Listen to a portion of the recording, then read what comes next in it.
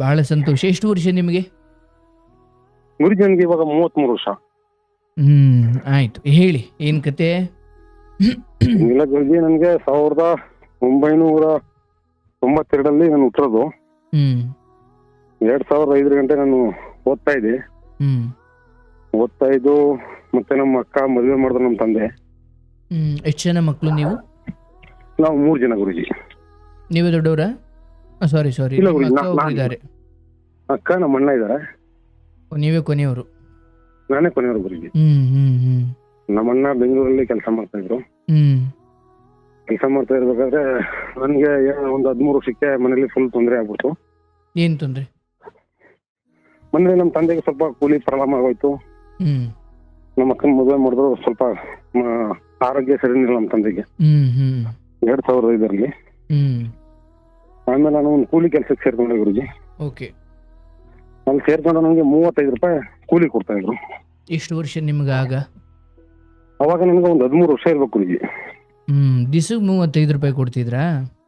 ದಿಸಕ್ಕೆ 35 ರೂಪಾಯಿ ಗುರುಜಿ. 2005ರಲ್ಲಿ. Okay okay. ಅದು ನಮ್ಮ ಮಕ್ಕಂದು ಮದುವೆ ಮಾಡಿದ್ರು. ಅವಾಗೆಲ್ಲ 13-14 ವರ್ಷಕ್ಕೆಲ್ಲ ಮದುವೆ ಮಾಡ್ಬಿಡ್ತಿದ್ರು. ಓಕೆ. ಅವಾಗ ಅವರು ಒಂದು ಮಗು ಆಯ್ತು ಗುರುಜಿ. ಮನೇಲಿ ತುಂಬಾ ತೊಂದರೆ ಆಗ್ಬಿಡ್ತು.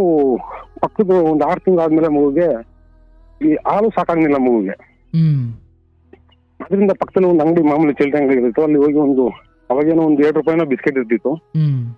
2 ರೂಪಾಯಿನ 1 ರೂಪಾಯಿನ ಬಿಸ್ಕೆಟ್ ಕೇಳಿದ್ರೆ ನೀರ್ ಬೇಕು ತಿನ್ಸಕ್ಕೆ.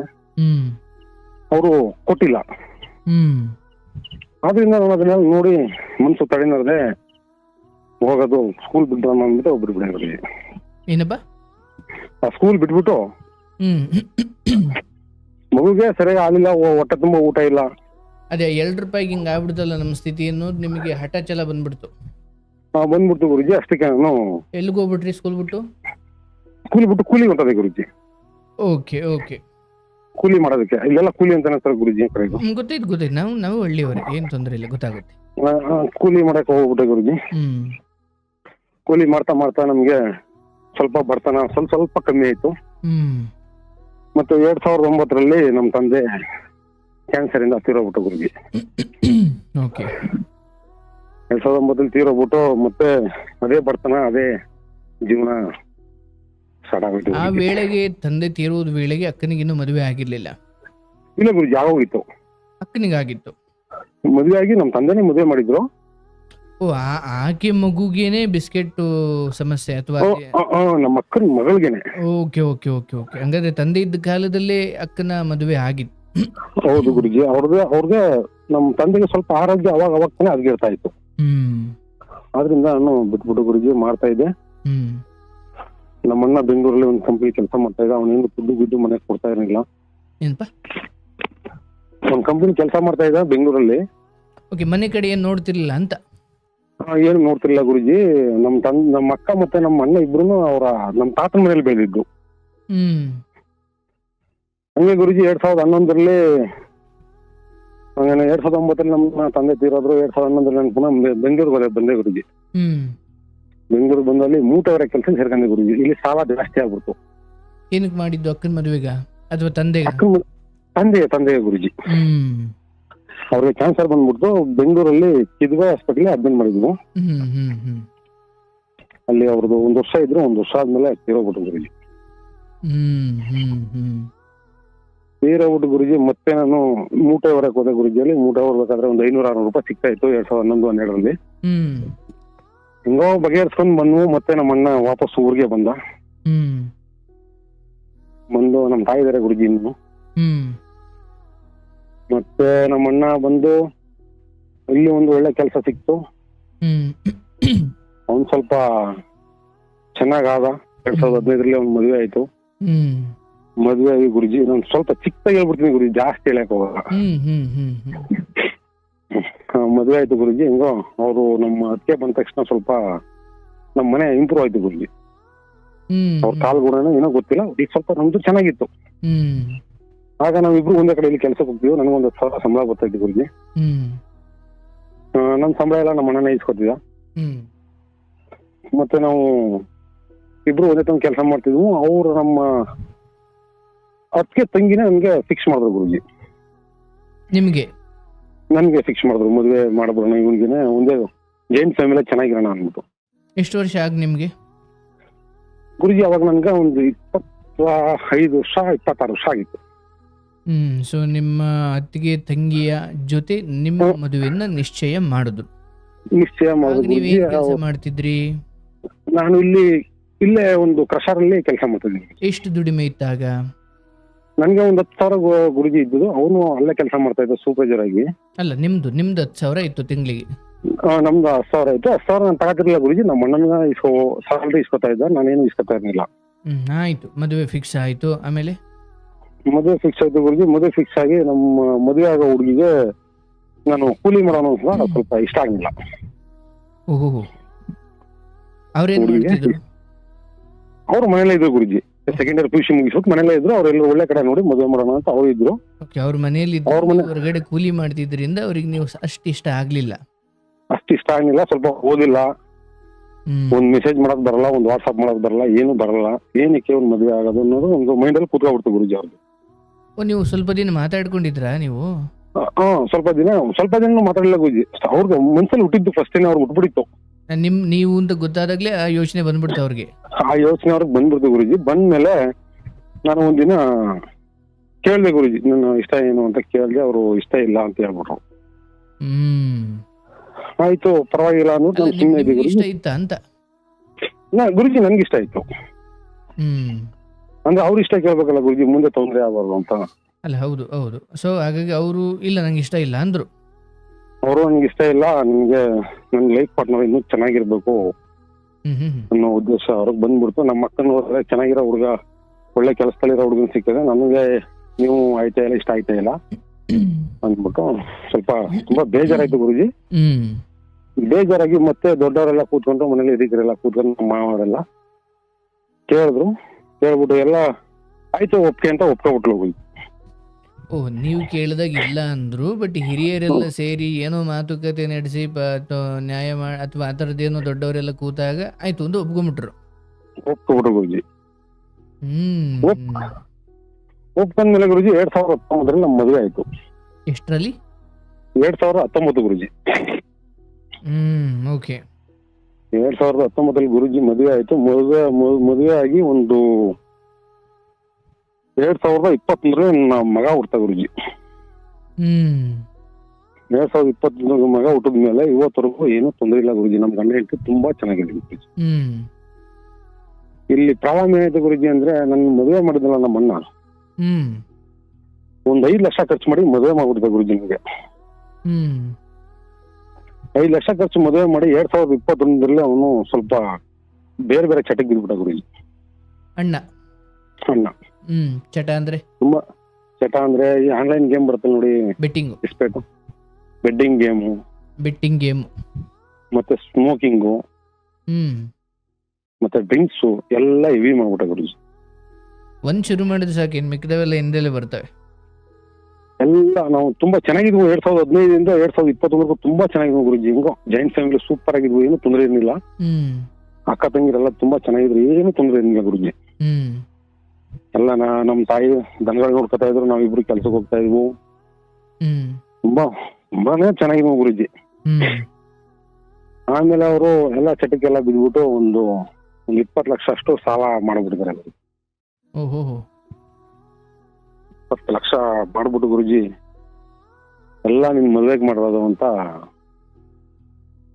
ನನ್ ತಲೆ ಮೇಲೆ ಹಾಕ್ಬಿಟ್ರು ಗುರುಜಿ. 20 ಲಕ್ಷ ಸಾಲ ಮದುವೆ ಮಾಡಿರೋದು ಅಂತ ಹೇಳ್ಬಿಟ್ರು ಬಹಿರಂಗವಾಗಿ. ಬಹಿರಂಗವಾಗಿ ನಮ್ಮ ಎಲ್ಲಾರು ಸೇರಿಸಿ ಇಲ್ಲಿ ನಾನು ಒಂದು 8-10 ಲಕ್ಷ ಸಾಲ ಮಾಡಿದ್ವಿ. ಅದೆಲ್ಲ ಬಡ್ಡಿ ಗಿಡ್ಡಿ ಎಲ್ಲ ಸೇರಿಸಿ ಹೆಚ್ಚು ಕಮ್ಮಿ ಒಂದು 15-20 ಲಕ್ಷ ಆಗ್ಬಿಟ್ಟಿದೆ ಸಾಲ. ನೀನು ಸ್ವಲ್ಪ ತೀರ್ಸು, ನಾನು ಸ್ವಲ್ಪ ತೀರಿಸ್ತೀನಿ ಅಂತ ಕೂತ್ಕೊಬಿಟ್ರು.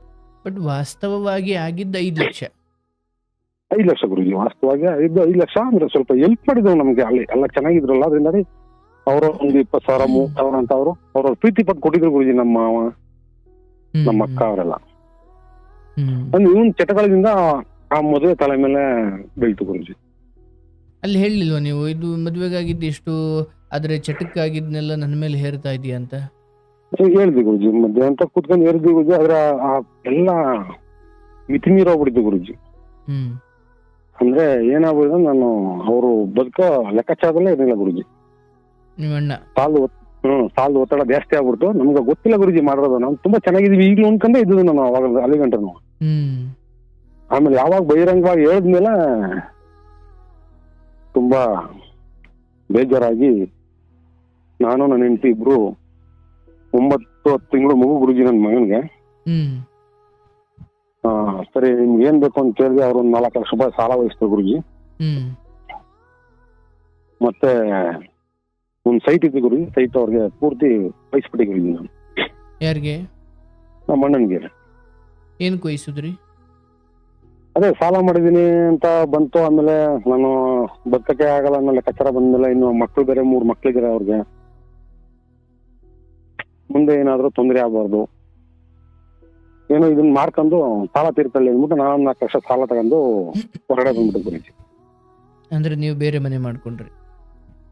ಒಂದೇ ಮನೆ ಗುರುಜಿ, ಒಂದೇ ಮನೆಯಲ್ಲಿ ಮಧ್ಯಕ್ಕೆ ಒಂದು ಗೋಡೆ ಹಾಕೊಂಡು ಸಪೋರ್ಟ್ ಆಗ್ಬಿಟ್ಟು. ಮನೆಯೊಂದು 2 ಬಾಗ್ಲಾಯ್ತು. ಮನೆ ಒಂದು 2 ಭಾಗ ಆಯ್ತು ಗುರುಜಿ. ಈ 20 ಲಕ್ಷ ಸಾಲ ಕೊಟ್ಟವ್ರು ಯಾರ ಆತನಿಗೆ? ಗುರುಜಿ ಸ್ವಲ್ಪ ಊರೆಲ್ಲ ಸ್ಟ್ಯಾಂಡರ್ಡ್ ಆಗಿದ್ದ. ಎಲ್ಲಾರ್ಗು ಇದು ಆಲ್ಟಿ ಆಫೀಸ್ ಅಲ್ಲಿ ಮತ್ತೆ ತಾಲೂಕ್ ಆಫೀಸ್ ಅಲ್ಲಿ ಏನೇನೋ ಕೆಲಸ ಮಾಡ್ಕೊಡ್ತಾ ಇದ್ದೆ ಎಲ್ರಿಗೂ. ಈ ಖಾತೆ ಮಾಡಿಸ್ಕೊಡೋದು, ಈ ಸೊತ್ತು ಮಾಡಿಸ್ಕೊಡೋದು, ಈ ತರ ಎಲ್ಲ ಕೆಲಸ ಮಾಡ್ತಾ ಇದ್ದ. ಇದರಿಂದ ಜನ ಒಳ್ಳೆ ಚೆನ್ನಾಗಿದ್ದಾನೆ ಅವನು, ಕೊಡ್ಬೋದು ಅಂದ್ಬಿಟ್ಟು. ಅಂದ್ರೆ ಅಲ್ಲಲ್ಲ 20 ಲಕ್ಷ ಅಂದ್ರೆ ಹೋಗ್ಬಿಡಲ್ಲ ಗುರುಜಿ. ಒಬ್ಬರ ಹತ್ರ ಒಂದು 50,000 ಕೈ ಸಾಲ, ಒಬ್ರ ಹತ್ರ ಒಂದು ಕೈ ಸಾಲ, ಒಬ್ರ ಹತ್ರ 1 ಲಕ್ಷ. ಆಮೇಲೆ ಒಡವೆ ಎಲ್ಲ ಪೂರ್ತಿ ನಂದು ಒಡವೆ ಒಂದು 30 ಗ್ರಾಮ್ ಇತ್ತು ಗುರುಜಿ. ಎಲ್ಲ ಒಡವೆ ಎಲ್ಲ ಅಡಗ್ ಬಿಡ್ಬಿಟ್ರು. 4 ಲಕ್ಷ ತಗೊಂಡು ನಾನು 9 ತಿಂಗಳು ಮಗು ಕರ್ಕೊಂಡು 10 ತಿಂಗಳು ಮಗುನ ಬಂದ್ಬಿಟ್ಟೆ ಗುರುಜಿ ವಾಪಸ್ಸು. ಅವಾಗ ನನ್ಗೆ ಒಂದು 2 ದನ ಬಿಟ್ರು ಗುರುಜಿ, ನೀವು ಮೇಯಿಸ್ಕೊಳ್ಳಿ ಅಂತ. ನಮ್ ತಾಯಿನೂ ಸುಧಾ ಅವ್ರದಕ್ಕೆ ಸಪೋರ್ಟ್ ಮಾಡಿ ಅವ್ರದವ್ರಿಗೆ ಸೇರ್ಕೊಬಿಟ್ರು ಗುರುಜಿ. ತಾಯಿ ಗುರುಜಿ, ತಾಯಿನೂ ನಂಗೆ ಸಪೋರ್ಟ್ ಮಾಡಿಲ್ಲ, ಏನು ಮಾಡಿಲ್ಲ. ನಾನು ಹಿರಿ ಮಗನ ಜೊತೆಲೆ ಹೋಗ್ತೀನಿ, ನೀವು ಗಂಡ ಹೆಂಡ್ತೀರಿ ಹೆಂಗಾರು ಮಾಡ್ಕೊಂಡು ಹೋಗಿ ಅಂದ್ಬಿಟ್ಟು ಬಿಟ್ಬಿಟ್ಟು ಗುರುಜಿ. ಮತ್ತೆ ಗುರುಜಿ 4 ಲಕ್ಷ ಸಾಲ ಇದೆ, ಮಗು ಇದೆ, ಏನ್ ಮಾಡ್ಬೇಕು ಗೊತ್ತಾಗ್ತಾ ಇಲ್ಲ ಜೀವನದಲ್ಲಿ. ಆದ್ರೆ ದನಗಳಿದ್ವು ಗುರುಜಿ ನಮ್ಮ ಹತ್ರ, ಇವಾಗ್ಲೂ ಇದೆ. ಆ ದನಗಳನ್ನ ನಮ್ಮ ಹೆಂಡತಿಗೆ ಮಗು ಇದೆ, ಬೆಳಗ್ಗೆ ಸಾಯಂಕಾಲ ಮೇವು ತಂದು ಹಾಕ್ತೀನಿ ಅವಕ್ಕ. ನಾನು ಬರೋವರೆಗೂ ಹೆಂಗೋ ನೋಡ್ಕೊಂಡು ಅವಕ್ಕ ನೀರ್ ಕುಡಿಸ್ಕೊಂಡು ಮಗು ನೋಡ್ಕೊಂಡು ಹೆಂಗೋ ಒಂದ್ ಸ್ವಲ್ಪ ಅಡ್ಜಸ್ಟ್ ಮಾಡೋ ಕೊಟ್ಬಿಟ್ರೆ ಇವಾಗ ಜೀವನ ಎಲ್ಲ ಹೊಂಟೋಗ್ಬಿಡ್ತಾ. 4 ಲಕ್ಷ ರೂಪಾಯಿ ಸಾಲ ಇದೆ ಅಂತ ನನ್ನ ಹೆಂಡತಿಗೆ ಕನ್ವಿನ್ಸ್ ಮಾಡ್ಬೇಕು. ನನ್ನ ಹೆಂಡತಿ ತುಂಬಾ ಒಳ್ಳೆಯವಳು, ತುಂಬಾ ಒಳ್ಳೆಯವಳು. ಯಾವುದೇ ರೀತಿ ಒಳ್ಳೆ ಸಪೋರ್ಟ್ ಮಾಡಿದ್ಲು. ಆಮೇಲೆ ಗುರುಜಿ ಅವರು ಸಪೋರ್ಟ್ ಮಾಡಿದ್ಮೇಲೆ ಹೆಂಗೋ ಸ್ವಲ್ಪ ಹಸ್ಗಳು ದಿನಕ್ಕೆ ಒಂದು 10 ಲೀಟರ್, ಬೆಳಿಗ್ಗೆ 10 ಲೀಟರ್, ಸಾಯಂಕಾಲ 10 ಲೀಟರ್ ಕೊಟ್ಟಿದ್ದು ಗುರುಜಿ. ಮತ್ತೆ ಹೆಂಗ ಸ್ವಲ್ಪ ಯಾವ್ದು ಚಟಕ್ಕೂ ಬೀಳದೆ ನಾನು ಸಾಲ ತೀರ್ಕೊಂಡು ಸ್ವಲ್ಪ ಕಮ್ಮಿ ಮಾಡ್ಕೊಂಡು ಒತ್ತರವಾಗಿ ಬಂದೆ ಗುರುಜಿ. ತೀರ್ಸುದ್ರ? ಸ್ವಲ್ಪ ತೀರ್ಸಿದೀನಿ ಗುರುಜಿ, ಇನ್ನೂ ಸ್ವಲ್ಪ ಇದೆ. ಸ್ವಲ್ಪ ಇದೆ ಅಂದ್ರೆ ನನ್ನ ಹತ್ರ ನೀವು ನಿಮ್ತೀರ ಬಿಡ್ತೀರ ಗುರುಜಿ. ನನ್ನ ಹತ್ರ 7 ಜೊತೆ ಬೆಟ್ಟ ಬಿಟ್ರೆ ಇನ್ನೇನು ಇಲ್ಲ ಗುರುಜಿ. ಹೊರಗಡೆ ಎಲ್ಲಾರು ಹೋಗ್ಬೇಕು ಅಂದ್ರೆ ಅದ್ರ ಫಂಕ್ಷನ್ಗೆ 7 ಜೊತೆ ಬಟ್ಟೆ ಬಿಟ್ರೆ ಇನ್ನೇನಿಲ್ಲ. ದಿನ ಸಂಪಾದನೆ ಮಾಡ್ತೀನಿ. ಅಂದ್ರೆ ಈ ಸಾಲ ಅನ್ನೋದು ಒಂದಕ್ಕೊಂದು ಮಾಡ್ಕೊಂಡು ಸ್ವಲ್ಪ ಕಂಟ್ರೋಲ್ ಮಾಡ್ಕೊಂಡು ಆಮೇಲೆ ಚೆನ್ನಾಗಿರೋಣ ಅನ್ನೋ ಲೆಕ್ಕಾಚಾರದಲ್ಲಿ ನಾನು ಯಾವ್ದು ಹೊರಗಡೆ ಆಸೆ ಪಡ್ತಾ ಇಲ್ಲ ಗುರುಜಿ. ಸಾಲ ತೀರ್ಬಿಟ್ರೆ ಮಿಕ್ಕಿದ್ದ ಆಮೇಲೆ ನೆಮ್ಮದಿ ಇರುತ್ತೆ, ಆಮೇಲೆ ಏನಾದ್ರು ಮಾಡ್ಬೋದು ಅಂತ. ಹೌದು ಗುರುಜಿ. ನನ್ನ ಹೆಂಡತಿ ಮಕ್ಕಳು ಹೆಂಗೋ, ನನ್ನ ಹೆಂಡತಿ ತುಂಬಾ ಸಪೋರ್ಟ್ ಮಾಡ್ತಾಳೆ. ಇಷ್ಟ ಇಲ್ಲ ಅಂತ ಅವ್ನ ಜೊತೆಲಿ ಚೆನ್ನಾಗಿ ಬಾಳ್ತಾ ಇದ್ದಾಳೆ ಅಂದ್ಬಿಟ್ಟು ನಾನು ಎಲ್ಲೂ ಹೊರಗಡೆ ಕಳಿಸ್ತೀವಿ, ಅವಳನ್ನ ಚೆನ್ನಾಗಿ ನೋಡ್ತಾ ಇದ್ದೀನಿ ಗುರುಜಿ. ಅವ್ರು ಮನೇಲಿ ಇರ್ತಾರ? ಮನೇಲಿ ಇರ್ತಾರೆ ಗುರುಜಿ. ಒಂದು 3 ಹಸು ಇದೆ. 3 ಹಸು ಇದೆ. ಸ್ವಲ್ಪ ಜಮೀನು ಇದೆ ಗುರುಜಿ, ಒಂದು 1/2-3 ಎಕರೆ. ಹಸುಗಳಿಗೆ ಹುಲ್ಲುಗಿಲ್ಲ ಹಾಕೊಂಡು ಮನೇಲಿ ಇರ್ತಾರೆ ಗುರುಜಿ. ನಾನು ಗಾರೆ ಕೆಲ್ಸಕ್ಕೆ ಹೋಗ್ತೀನಿ. ಬೆಳಿಗ್ಗೆ ಹಾಲು ಕರೆದು ಎಲ್ಲ ಮಾಡಿ ಅವಕ್ಕೆ ಕೆಲ್ಸಕ್ಕೆ ಹೋಗ್ತೀನಿ ಗುರುಜಿ. ಕೆಲ್ಸಕ್ಕೆ ಹೋಗಿ ಬಂದು ಮತ್ತೆ ಹಾಲು ಕರೆದು ಪುನಃ ಒಂದು 7 ಗಂಟೆ 6:30-7 ಗಂಟೆಗೆ ಹೋಗಿ ಪುನಃ ಕತ್ತಲೆ ಮೇವು ಕಿತ್ಕೊಂಡ್ಬಂದು ಕೆಲಸ ಎಲ್ಲ 3 ಗಂಟೆ 9 ಗಂಟೆ ಆಗುತ್ತೆ ಗುರುಜಿ ನೈಟು. ಏನೊಂದು 3 ಲಕ್ಷ ಇದೆಯಾ ಬಾಕಿ ಗುರುಜಿ? ಅಷ್ಟೊಂದಿಲ್ಲ ಗುರುಜಿ, ಸುಳ್ಳು ಹೇಳ್ಬಾರ್ದು, ಒಂದು 2 ಗಂಟೆ ಇದೆ ಗುರುಜಿ. ಒಟ್ಟು ಏನು 3-4 ತೀರ್ಸಿದೀರಾ ಗುರುಜಿ? ಅದೇ 4 ಲಕ್ಷ ಕೊಟ್ಟಿದ್ರು ನನಗೆ. 2 ತೀರ್ಸಿದೀರಾ? ಇವಾಗ 2 ತೀರ್ಸಿದೀನಿ ಗುರುಜಿ. ಮತ್ತೆ ನಂದು 2ನೇ ಮಗದು ಬಾಣಿತನ ಬಂತು. 2ನೇ ಮಗದು ಅದು ಒಂದು 6 ತಿಂಗಳು ಅವ್ರ ಅಪ್ಪನ ಮನೇಲಿ ಮಾಡಿದ್ರು. ಆಮೇಲೆ ಸ್ವಲ್ಪ ಕಷ್ಟ, ಅವರು ಬಡವರು ಇದ್ದಾರೆ. 6 ತಿಂಗಳಿಗೆ ನಾನೇ ವಾಪಸ್ ಕರ್ಕೊಂಡ್ ಬಂದ್ಬಿಟ್ಟು ಇಲ್ಲಿಗೆ ನಮ್ಮ ಮನೆಗೆ. ಅಂದ್ರೆ ನಿಮ್ಮ ಶ್ರೀಮತಿ ಅವ್ರದ್ದಾ? ಶ್ರೀಮತಿ ಅವ್ರದ್ದು 6 ತಿಂಗಳಿಗೆ ಕರ್ಕೊಂಡ್ ಬಂದ್ಬಿಟ್ಟೆ. ಈಗ ನಿಮ್ಮ ಅವರು ತಾಯಿ ನಿಮ್ಮ ಮನೇಲಿ ಇಲ್ಲ? ಇಲ್ಲ ಗುರುಜಿ, ನಮ್ಮ ಅಣ್ಣನ ಮನೇಲಿದ್ದಾರೆ. ಏನಾದ್ರು ಮಾತಾಡ್ತಾರ ನಿಮ್ ಜೊತೆ? ಗುರುಜಿ ಮಾತಾಡಿದ್ರು ನನ್ ಕಂಡ್ರೆ ಅವ್ರಿಗೆ ಅಷ್ಟೊಂದು ಇಷ್ಟ ಆಗಲ್ಲ ಮೊದ್ಲಿಂದನು. ಅವ್ರದ್ದು ಸ್ವಲ್ಪ ಇದು ಲೈವ್ ಅಂದ್ರೆ ಮಾತಾಡಬಾರ್ದು ಅನ್ನೋ ಒಂದು ಉದ್ದೇಶಕ್ಕೋಸ್ಕರ ಒಂದ್ ಸ್ವಲ್ಪ ಕಂಟ್ರೋಲ್ ಇದ್ದೀನಿ. ಏನಾರು ಕೇಳ್ಬಿಟ್ಟು ತಪ್ಪು ತಿಳ್ಕೊಬಿಟ್ಟು ಹೊರಗಡೆ ಅವರು ಅಂತ ಅಷ್ಟೇ. ಇರ್ಲಿ ಅವ್ರಿಗೆ ಎಲ್ಲಿ ಖುಷಿನೋ ಅಲ್ಲಿದ್ದಾರೆ. ಅವರ ದೊಡ್ಡ ಮಗನ ಇಲ್ಲ ಗುರುಜಿ, ಮನೇಲಿದ್ರೆ ಖುಷಿ ಅಲ್ಲಿದ್ದಾರೆ. ಗುರುಜಿ ಅವ್ರು ಎಲ್ಲಾರು ಇರ್ಲಿ, ಚೆನ್ನಾಗಿರ್ಲಿ ಅಂತ ನಾನು ಬಯಸ್ತೀನಿ. ಎಲ್ಲಾದ್ರೂ ಏನು ಆದ್ರೆ ಪಕ್ಕದ ಬಾಗ್ಲೆ ದಾಟಿದ್ರೆ ಅಲ್ಲಿ ಒಂದೇ ಮನೆ ತಾನೆ? ಒಂದೇ ಮನೆ ಗುರುಜಿ. ಆ ಕಡೆ ಈ ಕಡೆ ನಿಮ್ ಬಾಗ್ಲು, ಆ ಕಡೆ ಅವ್ರ ಬಾಗ್ಲು, ಮಧ್ಯದಲ್ಲಿ ಏನೊಂದು ಗೋಡೆ ಹೌದು ಇರ್ಬೋದು ಗುರುಜಿ, ಅಷ್ಟೇ. ಅಷ್ಟೇ ಗುರುಜಿ. ಅವರು ಸ್ವಲ್ಪ ಕ್ಯಾರೆಕ್ಟರ್ ಅಷ್ಟೊಂದು ಚೆನ್ನಾಗಿಲ್ಲ ಗುರುಜಿ. ಗೋಡೆ ಮನೆದಾದ್ರೂ ಓಕೆ, ಮನ್ಸಿಂದ ಆದ್ರೆ ಅದು ಬಹಳ ದೂರ. ಹೌದು ಗುರುಜಿ, ಅವ್ರು ಸ್ವಲ್ಪ ಕ್ಯಾರೆಕ್ಟರ್ ಅಷ್ಟೊಳಗೇನೆ ಗುರುಜಿ ಅವ್ರದ್ದು. ನಮ್ಮ ತಾಯಿದು ಅಷ್ಟೊಂದು ನನಗೆ ಅವರು ಇಷ್ಟ ಆಗ್ತಾ ಇಲ್ಲ ಮೊದ್ಲಿಂದ. ಬೇರೆ ಬೇರೆ ಕಾರಣಗಳಿಗೆ ಅವ್ರದ್ದು ಕ್ಯಾರೆಕ್ಟರ್ ಸ್ವಲ್ಪ ಬೇರೆ ಬೇರೆ ಐತಿ. ನಮ್ಮ ತಂದೆ ತೀರೋದ್ಮೇಲೆ ಬೇರೆ ಬೇರೆ ರೀತಿ ಆಗಿತ್ತು. ಅದನ್ನೆಲ್ಲ ಪರ್ಸನಲ್ ಆಗಿ ಮಾತಾಡ್ಬೇಕು ಅನ್ಸುತ್ತೆ. ಇಲ್ಲಿ ಓಪನ್ ಆಗಿ ಮಾತಾಡ್ಬಿಟ್ರೆ ಏನೋ ಇರ್ಲಿ ಹೋಗೋದು. ಆಯ್ತು, ಪರವಾಗಿಲ್ಲ. ಮಗನಾಗಿ ಹೋಗೋ ನೀವು ಅದನ್ನೆಲ್ಲ ನೋಡಿರೋದಿದೆಯಲ್ಲ, ಅದು ಯಾವ ಪಾಪವೋ? ನಾನು ಏನ್ ನೋಡಬಾರ್ದಾಗಿತ್ತು ಅದನ್ನೆಲ್ಲ ನೋಡ್ಬಿಟ್ಟು ಅದರಿಂದ ಸ್ವಲ್ಪ ನಾನು ಚಟಕ್ಕೆ ಹೋಗ್ಬಿಡಿದೆ ಗುರುಜಿ ಸ್ವಲ್ಪ ದಿವಸ. ಆಮೇಲೆ ನಾನು ಮತ್ತೆ ಒಂದ್ 2 ತಿಂಗಳು ಜಮೀನಲ್ಲಿ ಕೂತ್ಕೊಂಡು, ಅದೇ 2011 ಹೇಳ್ತಾ ಇರೋದು ನಿಮ್ಗೆ, ಇವಾಗಲ್ಲ. ಇವಾಗೆಲ್ಲ ವಯಸ್ಸಾಗ್ಬಿಟ್ಟಿದೆ. 2011 ನಮ್ಮ ತಂದೆ ತೀರೋದ್ಮೇಲೆ ಆಗ್ತಾ ಅದೇ ಕಥೆಗಳು. ಅವರು ಬಟ್ ನಿಮ್ ಪುಣ್ಯ, ತಾಯಿ ತರ ಹೆಂಡತಿ ಸಿಕ್ಕ್ಯಾರೆ. ತುಂಬಾ ತುಂಬಾ ತುಂಬಾ ನನ್ನ ಹೆಂಡತಿ ಅಂದ್ರೆ ದೇವರು ಒಂದೇ, ಅವರು ಒಂದೇ ಗುರುಜಿ. ನನ್ನ ಹೆಂಡತಿ ತುಂಬಾ ಒಳ್ಳೆಯವಳು. ನನ್ನ ಮಗು ತರ ನೋಡ್ಕೊತಾಳೆ. ನಾನು ಕಷ್ಟಪಟ್ಟು ಬೆಳಗ್ಗೆಯಿಂದ ದುಡ್ತಾ ಬಂದ ನನ್ಗೆ ಏನ್ ಮಾಡ್ಬೇಕು ಅದನ್ನೆಲ್ಲ ಮಾಡ್ತಾಳೆ. ಅವಳು ಮನೇಲಿ ಹೊಲಿಗೆ ಮಾಡ್ತಾಳೆ. ಹೊಲಿಗೆ ಮಾಡಿದ್ರೆ ಅವಳು ಅಲ್ಪ ಸ್ವಲ್ಪ ಸಂಪಾದನೆ ಮಾಡ್ತಾಳೆ. ನನ್ಗೆ ಯಾವ್ದಾರು ಅಂದ್ರೆ ಚೆನ್ನಾಗಿ ದುಡ್ಡಿರೋ ಗಂಡನ್ ಯಾರು ಬೇಕಾದ್ರೂ ಸ್ವೀಕರಿಸಬಹುದು. ಆದ್ರೆ ಸಾಲ ಮಾಡದ ತಪ್ಪಿಗೆ, ಆಡದ ಮಾತಿಗೆ, ಮಾಡದೇ ಇರೋ ಎಡವಟ್ಟುಗಳಿಗೆ ಇಷ್ಟು 4 ಲಕ್ಷ ಒತ್ಕೊಂಡು ಬಂದು ಯಾವ ಚಿಕ್ಕ ಪುಟ್ಟ ಆಸೆಗಳನ್ನು ಕೂಡ ಬಾಯ್ಬಿಟ್ಟು ಕೇಳದೆ ಹೊಟ್ಟೆ ಬಟ್ಟೆ ಕಟ್ಟಿಕೊಂಡು 4 ಲಕ್ಷ ಗಂಡನ ಮನೆಯವರು ಮಾಡಿದ ಎಡವಟ್ಟು ಅಥವಾ ಗಂಡ ಮಾಡಿಕೊಂಡ ಎಡವಟ್ಟು ಅಥವಾ ಒಟ್ಟಾರೆ ಆ ಹೆಣ್ಣುಮಗಳು ಅದನ್ನು ತೆಗೆದುಕೊಂಡ ರೀತಿ ಇದೆಯಲ್ಲ, ಒಂಚೂರು ಆ ಕಡೆ ಈ ಕಡೆ ಆಗ್ಬಿಟ್ಟಿದ್ರೆ 4 ಲಕ್ಷ ಬಿಡಿ, ಇದೇ ದೊಡ್ಡ ಸಮಸ್ಯೆ ಆಗ್ಬಿಡೋದು ನಿಮಗೆ. ಹೌದು ಗುರುಜಿ. ಕೇಳ್ತಿರಲ್ಲ ಕಾರ್ಯಕ್ರಮದಲ್ಲಿ. ಹೌದು. ಅಯ್ಯೋ, ಅದಕ್ಕೆ ಗುರುಜಿ ನಾನು ಪುಣ್ಯ ಮಾಡಿದೆ ಅಂತ ನೀವು ಗುರುಜಿ. ನಿಜ. ಈ ಹೆಣ್ಮಕ್ಳನ್ನೆಲ್ಲ ನೋಡ್ತಾ ಇದ್ರೆ ಒಬ್ಬೊಬ್ರು ಒಂದೊಂದ್ ತರ ಇದಾರೆ ಗುರುಜಿ. ಅವ್ರ ಕಥೆಗಳನ್ನ ಕೇಳ್ತಾ ಇದ್ರೆ ಒಬ್ರು ಗಂಡ, ಒಬ್ರು ಇದಾರೆ, ಒಬ್ರು ಅವ್ರಿಗಿದಾರೆ, ಅಯ್ಯೋ ಒಂದಿರಲ್ಲ ಗುರುಜಿ. ಕೇಳ್ಬಿಟ್ಟು ಕಳ್ಳೆಲ್ಲ ಚಿಟ್ಕೊಂಡಾಗ ಆಗ್ಬಿಡ್ತದೆ ಗುರುಜಿ. ಮೆಂಟಿ ಪಾದ ಮುಟ್ಟು ನಮಸ್ಕಾರ ಮಾಡಿದ್ರೆ ಏನ್ ಕಡಿಮೆ ಇಲ್ಲ. ಹೌದು ಗುರುಜಿ, ನಿಜ. ಅದು 100% ನಿಜ ಗುರುಜಿ. ಈಗ ನಾನು ಅವ್ರಿಗೇನು ತಗೊಳ್ತಾ ಇಲ್ಲ ಗುರುಜಿ, ಎಲ್ಲ ನನ್ನ ಹೆಂಡತಿನೇ ತಗೋತಾಳೆ. ಅವ್ರ ಸಂಪಾದನೆ ಜಮೀನು ಹೊಲಿತಾಳೆ ಅವಳು. ನನ್ನ ಹಸ್ಗಳನ್ನ ನೋಡ್ಕೊಂಡು ಟೈಲರಿಂಗ್ ಮಾಡ್ತಾರೆ. ಟೈಲಿಂಗ್ ಮಾಡಿದ್ ಏನ್ ಬರ್ತಾ ಇಲ್ಲ, 100-200 ಮಾಡೋದನ್ನೆಲ್ಲ ಸೇರಿಸಿ ನನ್ನ ಮಕ್ಳಿಗೆ ಬಟ್ಟೆ ಆಗಿರ್ಬೋದು ಅಥವಾ ಅವಳ ಖರ್ಚಾಗಿರ್ಬೋದು ಎಲ್ಲ ಅವರೇ ಮಾಡ್ಕೊತಾರೆ. ಮಧ್ಯೆ ಮರ್ಗ ನಮ್ಗೆ ಏನಾದ್ರು ತುಂಬಾ ತೊಂದರೆ ಆದ್ರೆ ಗುರುಜಿ, ಅವಳೇ ಒಂದ್ 5,000 ಬೇಕಾದ್ರೆ ಕೊಟ್ಟು ಈ ಕಂತು ಕಟ್ಟಿ ನೀವು ಮತ್ತೆ ದುಡಿದ್ರೆ ನನಗೆ ವಾಪಸ್ ಕೊಡಿ ಅಂದ್ಬಿಟ್ಟು ಕೊಡ್ತಾರೆ ಗುರುಜಿ. ನಿಜ.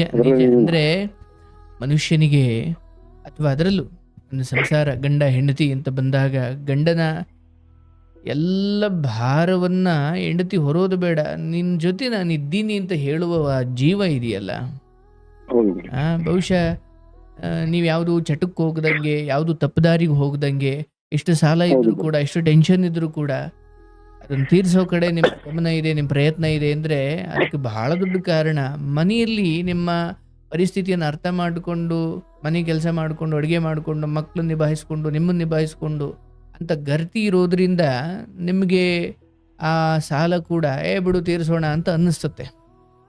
ಹೌದು ಗುರುಜಿ, ನನ್ಗೆ ಇವಾಗ್ಲೂ ಏನಾದ್ರೂ ಒಂದು ಸ್ವಲ್ಪ ಸಣ್ಣ ಪುಟ್ಟ ಸಮಸ್ಯೆ ಆಗಿ ಒಂದು ಯಾವ್ದೋ ಒಂದು ಸಂಘಗಳು ಕಟ್ಬೇಕು ಅಂತ ತೊಂದರೆ ಆದಾಗ ಅವ್ರ ಹತ್ರ ನನ್ನ ನೆಂಟಿ ಹತ್ರ ಯಾವಾಗಲೂ 10,000-20,000 ಯಾವಾಗ್ಲೂ ಇಟ್ಟಿರ್ತಾರೆ ಗುರುಜಿ. ಬಟ್ಟೆ ಹೊಲಿತಾರಲ್ಲ ಅದರಿಂದ ತುಂಬಾ ಖರ್ಚು ಮಾಡಿ ವೇಸ್ಟೇಜ್ ಎಲ್ಲ ಮಾಡಲ್ಲ ಗುರುಜಿ. ನಿಜ ಯಪ್ಪ. ನೋಡಿ, ಅಷ್ಟು ಏನು ಒಡವೆ ಆಸೆ ಇಲ್ಲ, ವಸ್ತ್ರದ ಆಸೆ ಇಲ್ಲ, ತಿನ್ನೋದು ಏನೂ ಇಲ್ಲ. ಇಲ್ಲ ಗುರುಜಿ. ಅಯ್ಯೋ ತಡಿಯಪ್ಪ ಇದನ್ನೊಂಚೂರು ದಾಟ್ಬಿಟ್ರೆ ಆಮೇಲೆ ಇದ್ದಿದ್ದೆ ಖುಷಿಯಾಗಿರೋಣ. ಈಗ ನೀವು ಯೋಚನೆ ಮಾಡಿ, ಈ ಸಾಲದ ಶೂಲ ಅನ್ನೋದು ಇದೆಯಲ್ಲ, ಹೌದು ಅದು ಗುರುಜಿ. ನಿಮಗೆ ಈ ದಿನ ಹೆಂಡತಿ ಮಕ್ಕಳು ನಿಮ್ದೊಂದು ಸಂಸಾರ, ಆ ಸಾಲ ತೀರ್ಬಿಟ್ಟು ಒಂದು ಗುಡಿಸ್ಲಲ್ಲಿ ಇಡು ಅಂದ್ರೆ ನೆಮ್ಮದಿಯಾಗಿರ್ತೀವಿ ಅಂತ. ಹೌದು ಗುರುಜಿ, ಮನೆಯೆಲ್ಲ ನಮ್ ತಂದೆನೆ ಕಟ್ಸಿದ್ರು ಗುರುಜಿ, ಏನ್ ತೊಂದ್ರೆ ಇರ್ಲಿಲ್ಲ. ಹ್ಮ್ ಅಂದ್ರೆ ನಮ್ ತಂದೆಗೂ ನಮ್ ತಾಯಿಗೂ ನನ್ ಕಂಡ್ರೆ ಅಷ್ಟೊಂದು ಇಷ್ಟ ಇಲ್ಲ ಗುರುಜಿ, ತುಂಬಾ ಹೊಳಿತಾ ಇದ್ರು ಹ್ಮ್ ಚಿಕ್ಕ ವಯಸ್ಸಲ್ಲಿ. ಏನೋ ನನ್ಗೆ ಅವಾಗಿಂದ ಅವರು ನನ್ ಕಂಡ್ರೆ ತುಂಬಾ ಒಂದ್ ಸ್ವಲ್ಪನೂ ಪ್ರೀತಿ ಇಲ್ಲ, ಅವ್ರಿಬ್ರು ಕಂಡ್ರೆ ಪ್ರೀತಿ, ನಮ್ಮ ಅಕ್ಕನು ನಮ್ಮ ಅಣ್ಣನೂ.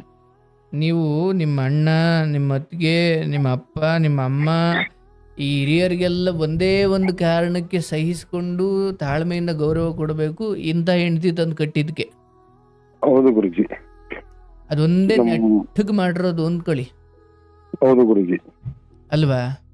ಹೌದು ಗುರುಜಿ, ನಮ್ ತಾಯಿ ಹಾಗಾಗಿ ಪಾತ್ರ ಏನಿಲ್ಲ ಗುರುಜಿ ಇದ್ರಲ್ಲಿ. ಅಲ್ಲ, ಅದು ಬಂದ್ ನಮ್ಮ ಹಿರಿಯರು. ನಮ್ ನಮ್ಮ ಅಕ್ಕನ ಗಂಡ ಅಂದ್ರೆ ನಮ್ ಸೋದರ ಮಾವನಿಗೆ ಮಾಡಿರೋದು ನಾವು.